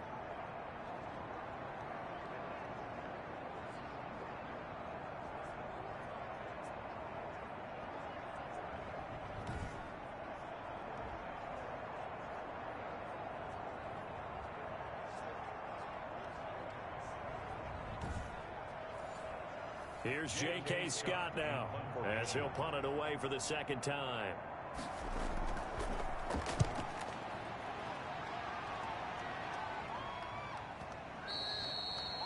The Texans take over first and 10 at their own 20-yard line. Jordan Love in this offense ready to get the football back. And I guess the question, Charles, is what's the formula for keeping him better protected? Because as we see, the protection, it struggled. And normally what you get is renewed determination. When the big guy gets hit, that usually sparks people. Hey, we can't let this happen anymore. They take it personally. He's not supposed to be on the ground, but that hasn't been the case so far in this game. So maybe they've got to figure out how do they get rid of the ball faster to help out the offensive line so he doesn't get hit as much. And we'll see if they can keep him off the ground now going forward. Thompson. 4 yards on the second down. Love. And that one goes incomplete. He's maybe lucky it wasn't a fumble as he got hit as he threw it. On third down, Love. And he's going to be intercepted a 3rd time. Picked off at the 30. And he'll take this back down inside the 20. Well, that's 3 picks he's now thrown in this game. And I know this, the holiday season, Because here we are in Season of December. giving. Right, it is the season of giving. Maybe for his own sake, after the game, he may have to announce that he's donating certain amounts to charity for each interception that he threw. Now the Saints offense, they get ready to go back to work here. They were forced to punt last time. Now, I doubt sincerely that they'll have to punt here because they're gifted with terrific field position. I don't even want to think about the idea that they would end up punting. And he is into the end zone. Touchdown, New Orleans. Leonard Fournette. Touchdown number 15 on the year.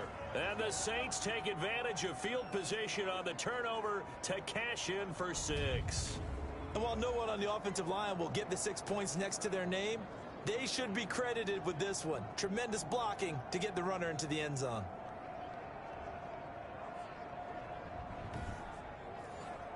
Seibert on for the PAT. Point after.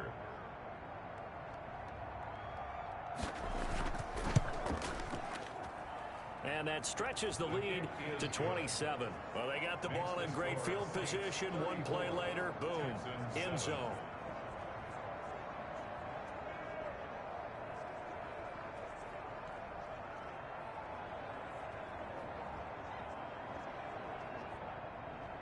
The kickoff unit is out on the field, and they will send this one away.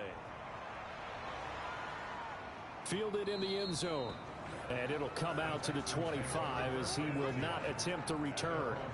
25-yard And now out comes Houston. They have been struggling. I would imagine at halftime they went through some possible changes. Well, those changes aren't working, so now where do you go? I think that now it's much more in their head. And what I mean by that is just what you said. You've gone over the changes. I bet they were pretty clinical at the half, not too emotional. They might need to go to the emotional side because you've got to find something, some spark somewhere. And so far, just being calm hasn't exactly worked. They need any spark at this point. Sometimes it's hard to believe, but there are times this game is about patience, isn't it? Has had the game he expected, but that run there, that may get him going. I was just going to say, maybe that gives him a little juice because you're right, he struggled, especially in that first half. Yeah, and I know the great ones always think to themselves, just hang in there. I'm just one big carry away from busting this open. That's a good start for him. It's a 6-yard pickup, and it gets him to 2nd and 4. The ball carrier. He was brought down at the 45-yard line. It's a pickup of 6. Brings up out of the shotgun. It's Love. Got a man over the middle. It's Williams. And this is going to be another first down as the tackle's made at the Saints 42. A fresh set of downs on a gain of 13 there for the Texans. Now Love. Well, maybe this offense has learned something from watching their counterparts work. I'm wondering if their coaching staff said, let's do what they've been doing the entire game because that's worked well. This offense, they have not looked particularly good all game long, but a nice throw there for a good gain and a first down. Love now on 2nd down. Catch made. It's Moreau. 4 yards on the completion, and it sets up a 3rd down. It's a gain of 4. Brings up 3rd and 3. A handoff to Moss on the option. And he won't be close to a first down as he runs into a wall right around the line of scrimmage. No gain there on the play, and that's going to leave him with a 4th down. I apologize in advance, partner, but the beefeaters on the interior of this D-line, you just know they were licking their chops on 3rd and short. And yes, they were rewarded with a tasty dish, stuffing that one short of a first down. So out comes a field goal team now for the 2nd time here today. This will be kicked from the 42. It's a 52-yard attempt. And this is off target to the left. Didn't get there anyway. It's no good. And this score will stay right where it is.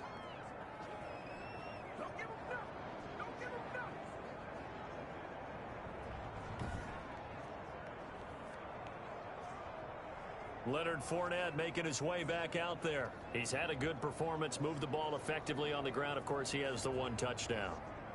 And when you're able to move it as effectively as you've described, that leads to finding a way into the end zone, and now he's just trying to do it for a 2nd time. And, of course, with that comes additional yardage. Yeah, looking for additional yardage. And, again, that 2nd score here in the third quarter. And he'll be taken down, but not before he works it past the 50. A nifty bit of scrambling there. 12 yards, first down. Well, that was man coverage. So once he decides to run with the football, there's no one to account for him, and he turns it into a nice gain.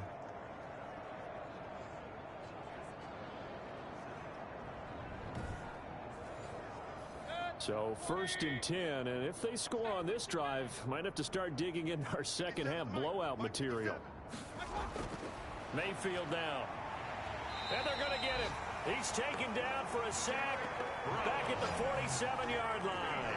Derek Brown in there to get him, and on the season now, that is 9 sacks for him. Well, the beauty of screen passes is they take a little time to develop, and they can often hit big, but sometimes they take too long to develop, and sometimes you get sacked. Yeah, what's perfectly called for a defense to attack a screen? Typically a blitz, and even though people think that the screen operates against the blitz, if you have the blitz called and you still cover the screen, now that allows your blitzers to get there. And he goes across midfield and down into Houston territory. It'll be a gain of about 5, but they're left with a third and still about 12 to go. 5 yards on the play. And it's third. Mayfield. He'll set up the screen to Fournette. And that play will go nowhere. Losing yardage back near midfield at the 49. Well, you can see what they wanted to do. They wanted to set up the screen there, but it got blown up. It's hard to run that play if you're not getting a lot of pressure at the quarterback because the space doesn't open up. They were able to read that one and slow it down and stop it before they could get a first down. Here's J.K. Scott now as he's on to punt for New Orleans. And this is away. It's a high kick, and he got all of it. A look at the running back, the man out of the backfield as he gears up to go again. After some early struggles running the ball, they've really picked it up. Early it just seemed like there were no holes there. Now all of a sudden the holes seem to be there. I don't know if that's just my imagination. And give them credit that they kept their confidence, because sometimes when you get stuffed big in the running game early, especially for an entire half, it really makes you retreat a little bit, but not this group. They always have the confidence. If they just get their assignments down, they get in sync with their runners, and off they went. A gain of 11 to kick off the drive, and it's a quick first down. They'll run a draw now with Moss. And he'll get this up only to about the 33. The ball carrier. Give him a couple on the carry there. 2nd and 8. 33-yard line. A gain of 2. Brings up 2nd and 8. Love from the gun. And he'll find Moreau here. They'll give him 8 on the play, and that's going to make it 3rd down and less than a yard. Brings up 3rd down. They'll run with Moss. And he's going to have a first down as he's brought down at the 44-yard line. A 3rd down gain of 3 yards, and that'll be enough. That right there, a good sign for a team that's had trouble converting 3rd down so far this year. They're in the bottom 5 in the NFL, but they come through there. Yeah, and I bet if we put our guy Marvin on the case and say, Marvin, tell us where they rank on 3rd and what, right? I bet they're in the top 5 in the league on 3rd and 5, 3rd and 6, 3rd and 7 or more, because that's how you end up not converting. Just too much yardage to pick up on 3rd down. A pair of first downs gives them a 1st and 10 up at the 44.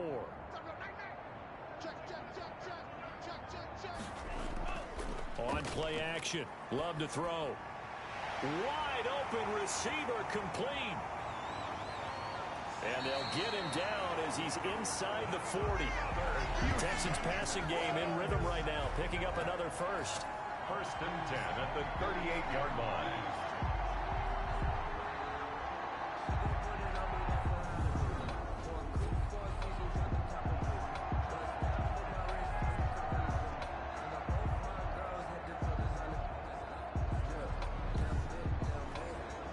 So in Saints territory now. Here's 1st and 10 at the 38.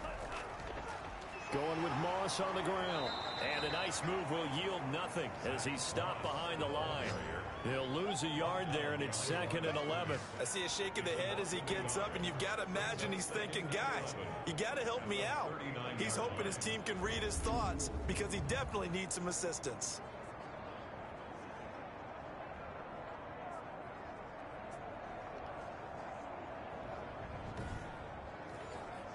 Maybe just a slight detour on what's been a strong drive. Here's 2nd and 11. Come get some. Come out here. Come get some. Operating from the gun. Love finding his safety valve here. That's complete. Love's pass. Complete. Just a 1-yard pickup on the play. And that's going to make it 3rd down and 10. 3rd and 10. 57's the mic. Watch 57.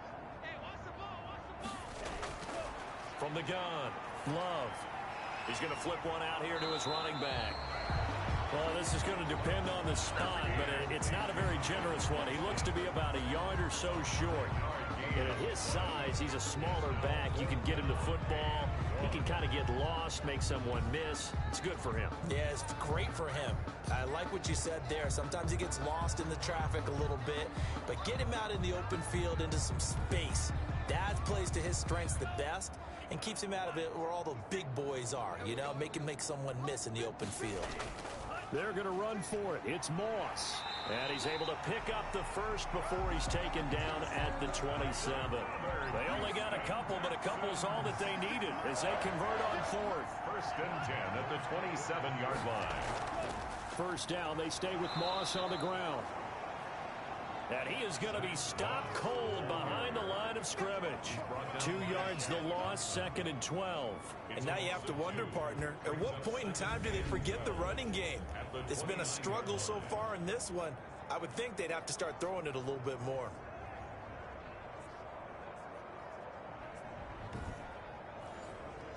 A small bit of adversity here on what's been a strong drive as they come up 2nd and 12. They'll run here with Moss. And he is going to lose yardage here. That's a big loss of 3, and it brings up 3rd down. Part of the thinking when you bring in extra tight ends, you're hoping that each of your guys gets those one-on-one blocks and creates a crease for your runner. You know what the converse is, though? You've got to win those one-on-one blocks, and when you don't, that's the result you end up with.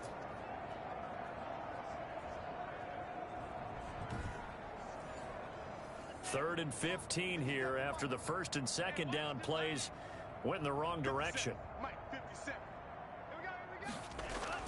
To throw now. Here's Love. 4th down after the New Orleans defense holds serve. Well, the passing windows are just not there, and that's just another example of how great this defense has been all game long. And that's exactly what a top 10 defense can do. They can really change the game tempo and frustrate you as you try to execute offensively. Makes the score Saints 34, Texans 10. Kind of surprised by that they kicked the field goal. I guess you get some points, but this deficit 3rd quarter, I don't know. Yeah, I don't either. Yeah, I'm with you on that one. When you're down that much, kicking a field goal, does it feel a little bit maybe waving the white flag and just want to get out of here? Yeah, I think you got to go ahead and try and get some bigger points on the board. 29-yard line. Leonard Fournette making his way back out there. We've seen him be good so far. He's hoping to continue that trend here in quarter number 3. And typically when you see guys running it this well, they see the game in slow motion, don't they? They see the cuts happen. They see the blocks happen. They feel really good about their vision. And then they use their legs to find that open space. And he's had some good help up front to boot. Call it no gain on the play, and it'll be 2nd down. The line of scrimmage. No gain on the play. Brings up 2nd and 10 at the 29-yard line. And that is going to do it for this 3rd quarter of action. We'll return with more after this. You're watching the NFL on EA Sports. Here's 2nd and 10. Again, it's Fournette. He'll get only 3 there, so it leaves him with a 3rd and 7 ahead. Some of the most unselfish players on any football team, defensive tackles, because we ask them to just eat up blocks and allow other people to make tackles. And when he can make a play himself, as we just saw there, that's a big day. He'll get this one to Pittman. And they're going to mark him down short, maybe by about a yard, if that. Just a 5-yard pickup, and it leads to 4th down. That is catch number 300 now for his NFL career.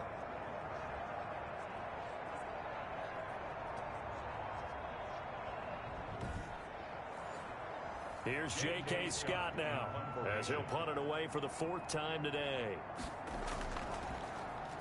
He steps into this one, and this is a rocket. And a little too much mustard on that one. It hits a couple yards into the end zone.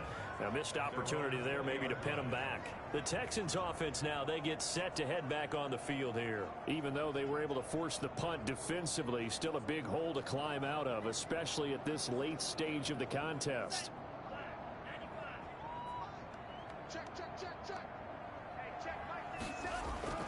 First down, Love to pass.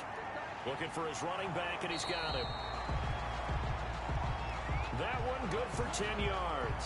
And that'll bring up a second and just about a few inches here. Looked like a pretty good, safe play right there. No, he's had trouble with the interceptions in this game there. It's his guy out in the flat. Yeah, so many times we hear quarterbacks and offensive coordinators talk about in your progressions, you're either throwing the touchdown or you're throwing the check down. But earlier in the game, it was touchdown or interception.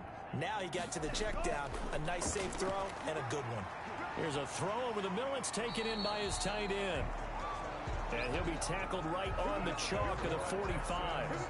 15 yards on the play, first down. Well, this game was decided a while ago, and that completion there is going to artificially inflate his passing numbers.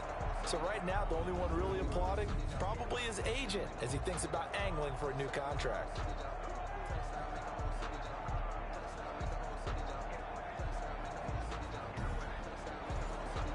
Back-to-back good plays have him on the move on first down. Operating from the gun, Love. And he's going to find his man out of the backfield. That's complete. Love's pass. Not much there, only a yard. They only got a yard out of that last completion. And that makes this 2nd and 9. And he's taken down here by the Saints. Chris Jones in there to drop him for his 11th sack of the year. Okay, was it a breakdown in protection? Did the running back not pick him up? What does it really matter? Sometimes it's just a great play made by the defense. Big-time sack.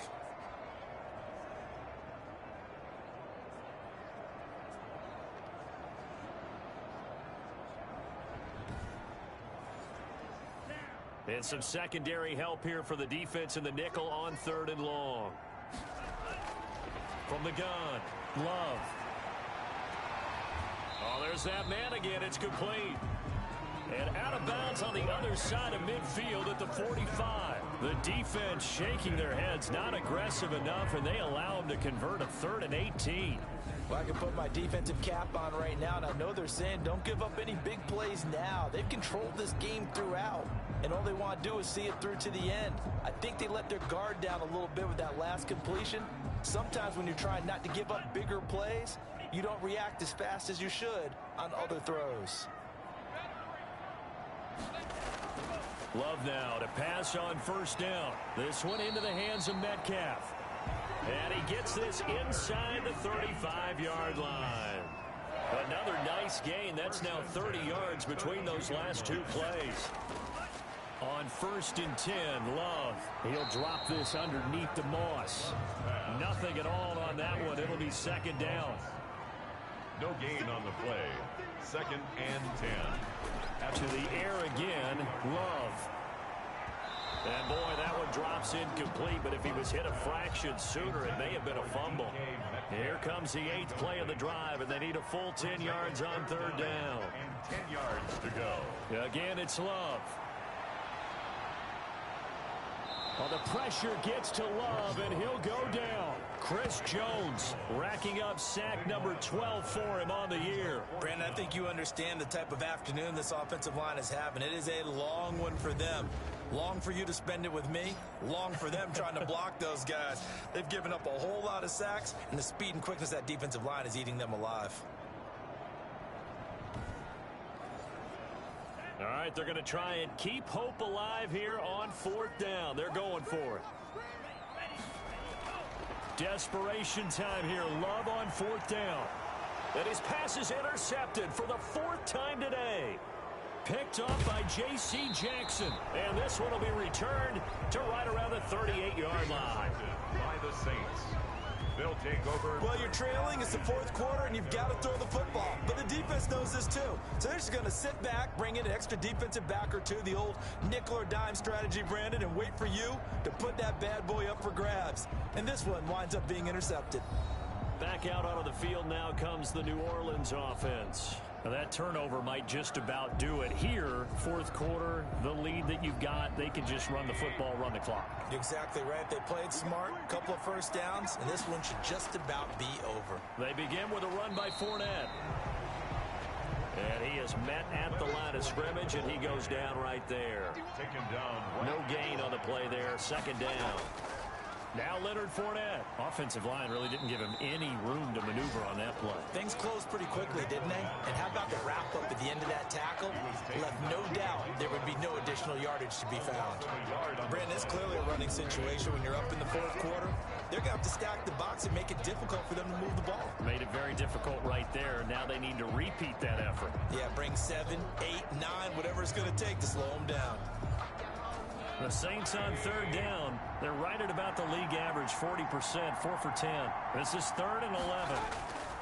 On the run, it's Fournette. And he can only manage to take this thing to the 38, well shy of the first down. Just a yard on the run there. That's going to bring us to a 4th down. So where'd all that running room that he had in the first half go? Because it looks like it's drying up a little bit here. Someone made some adjustments, it appears, at least on this drive.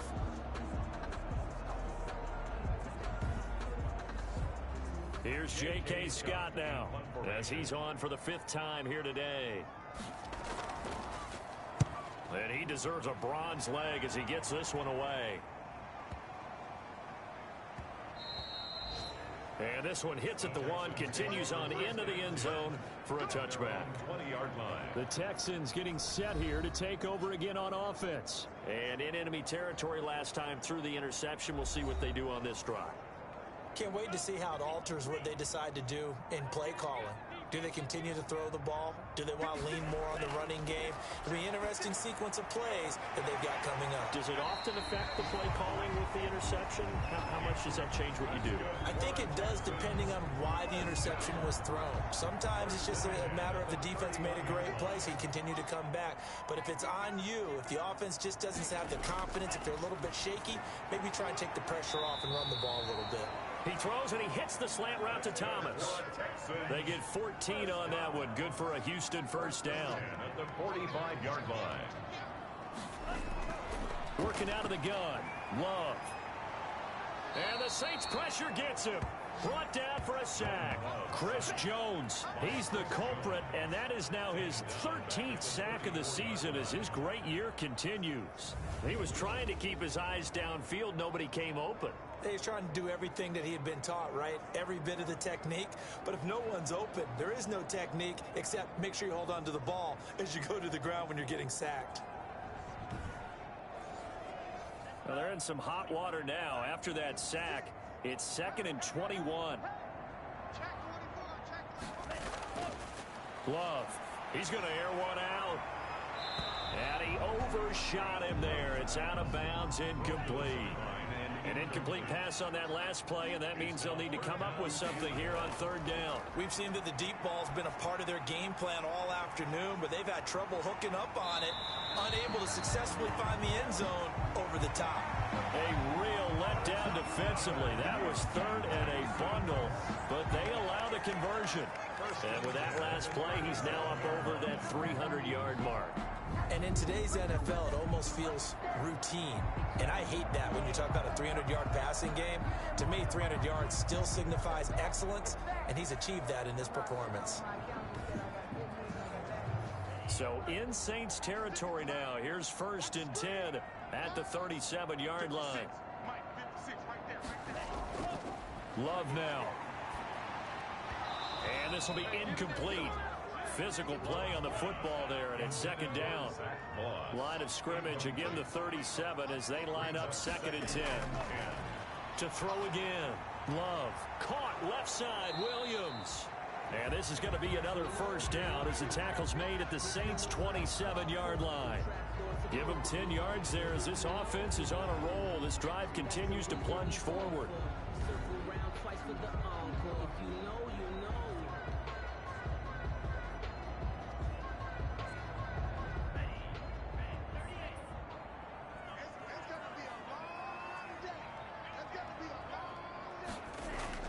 Jordan Love ready on first down here. And the tip there altered the ball flight, and it falls incomplete. It'll be second down. Incomplete. It's second down and 10. Throwing again. Love. And my goodness, another interception. Picked off at the 14. And he's going to return it to the 21-yard line. They'll take over. This is one heck of an individual performance we're witnessing. That is now his third interception. And keep in mind, folks, this isn't a safety or a cornerback. This is a linebacker. Does this feel to you like he's having a flashback? Because a lot of these linebackers we see in the NFL, in high school, they were offensive stars. They touched the football all the time. It's like he said to himself, let's go back and put on the leather jacket and go get the football. How about this one? 3 interceptions thus far. Fournette, a first down carry, and just no chance of turning the corner. He can only get back to the line of scrimmage. Second and 10 coming up. No gain on the play. Brings up second and 10. Throwing on second down. Mayfield completes it to the tight end, Kittle. Now they'll try to convert on 3rd and 6 after the 4-yard completion. And it's third down. From the shotgun, it's Mayfield. And he will find his man on the end route, complete. And he is going to have a Saints first down as they're able to get the 3rd down conversion.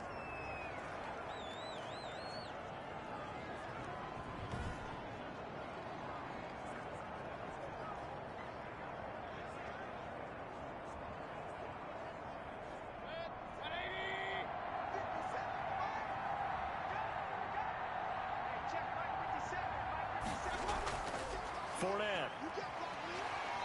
And no room that time, getting it to about the 46. Just a yard on the pickup there, and it'll bring up a 2nd and 9. 1-yard gain. Brings up 2nd and 9. They'll run with Fournette, and no room to maneuver there. Give him a yard up to the 47. The Texans here on 3rd down, putting an extra defender in the secondary. Mayfield looks to throw. And that's complete. Albert Okwuegbunam. Mayfield's pass. And they'll bring him down right at midfield, and he is well short of the first down. He wasn't the primary target, but I think it was almost like a check down situation, wasn't it? Yeah, hoping he can break some tackles, a big tight end, but he couldn't do it. Yeah, get it to that big frame and hope he can scatter some bodies, unable to get it done. Here's J.K. Scott now. They'll boot it away from about his 35. And the kick's away as he angles this one for the sideline. And they won't risk defending a return here. That one's out of bounds, and it'll be spotted at the 14-yard line. Houston set to take over. And the interception last time on the opponent's side of the field, certainly not what they wanted. Put it mildly, that is so frustrating because that signifies there's a drive going on. You're in good spot, great place to run some of your best offense. Instead, they turn the ball over. And this turns into disaster. He's not going to get forward progress. That'll be a safety. Result of the play. Things are just going from bad to worse now. It's a safety that does him in here, and that is one frustrated offensive unit.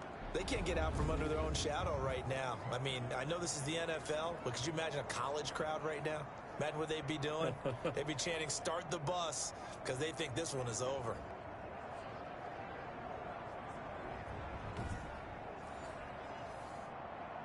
And remember, following the safety, you give the football up as well, and they free kick it from the 20 now. This is taken at about the 14.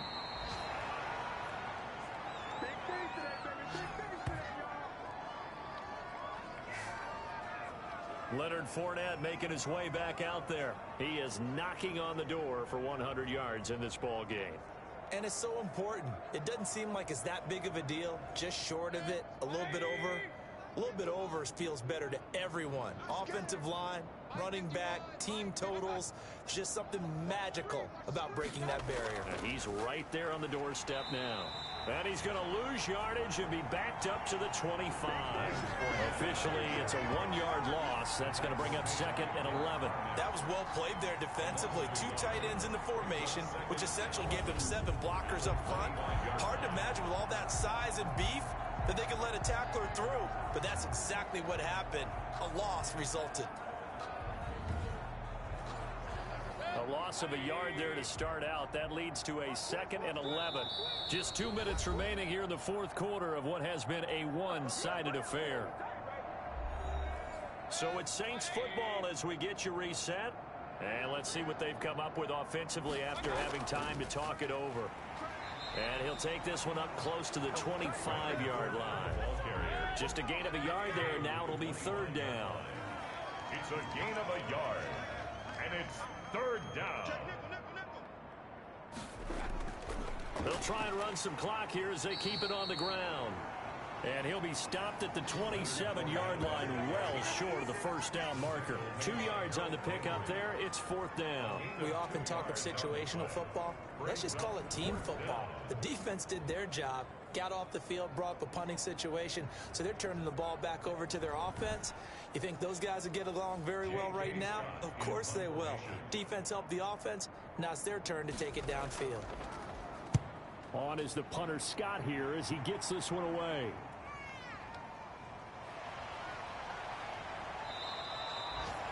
A big boot that time. 57 yards the official distance. And the Texans will take over with a 1st and 10.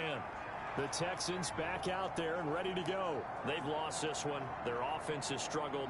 Do they try to put together something here at the end just to take into next week? Yeah, sometimes teams want to do that and coaches want to. I remember one time I was on a team and we were losing late in the game like this and you knew it was lost. It was over. And now here is another interception. Picked by Antoine Winfield Jr. And he will take this one home. It's a touchdown.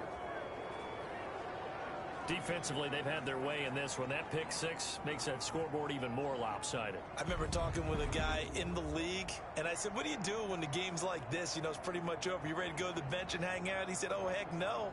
I want to stay on the field. I might get some stats. I might get a pick or 2.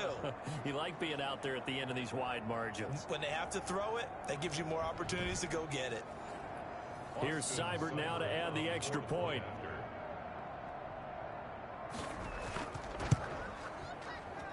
And he's been a busy man, 5 for 5 now as he knocks another one through to extend the lead. A heck of a play there defensively, getting the interception, navigating his way into the end zone for the touchdown. The kickoff team on the field now as they will send this one away. Taking it about the 1.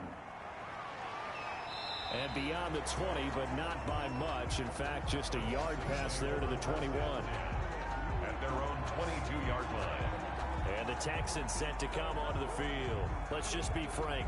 They're playing for pride at this point. That's all that's left because victory, not a chance now.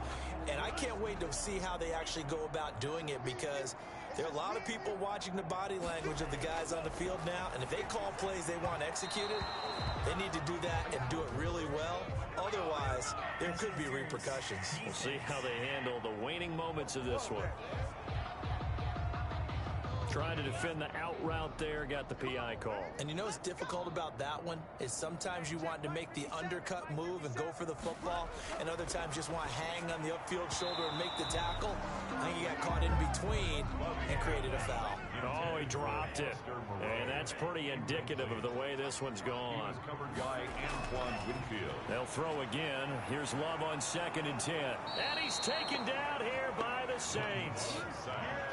By Eric Armstead. A loss of 13 yards. Brings up 3rd down.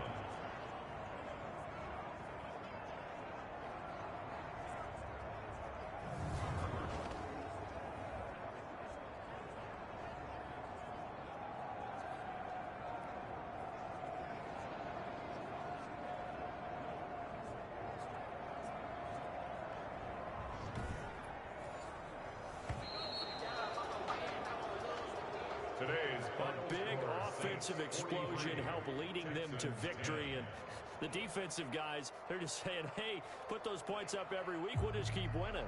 They will gratefully accept them, won't they? It makes their job that much easier when they're scoring that many points. Allows them to play with a totally different style and a different flow. So for the Saints, the streak continues as they push their mark to a perfect 12-0 now on the year. And they'll get another road date next week when they take on Washington. Meanwhile, for Houston, it's a tough one to swallow as they drop back to 8-4 on the year. And they'll try to turn it around next week as they head to Atlanta for a matchup with the Falcons. So for our entire crew, alongside Charles Davis, I'm Brandon Gaudin. Thanks for watching, everybody. We'll see you next time.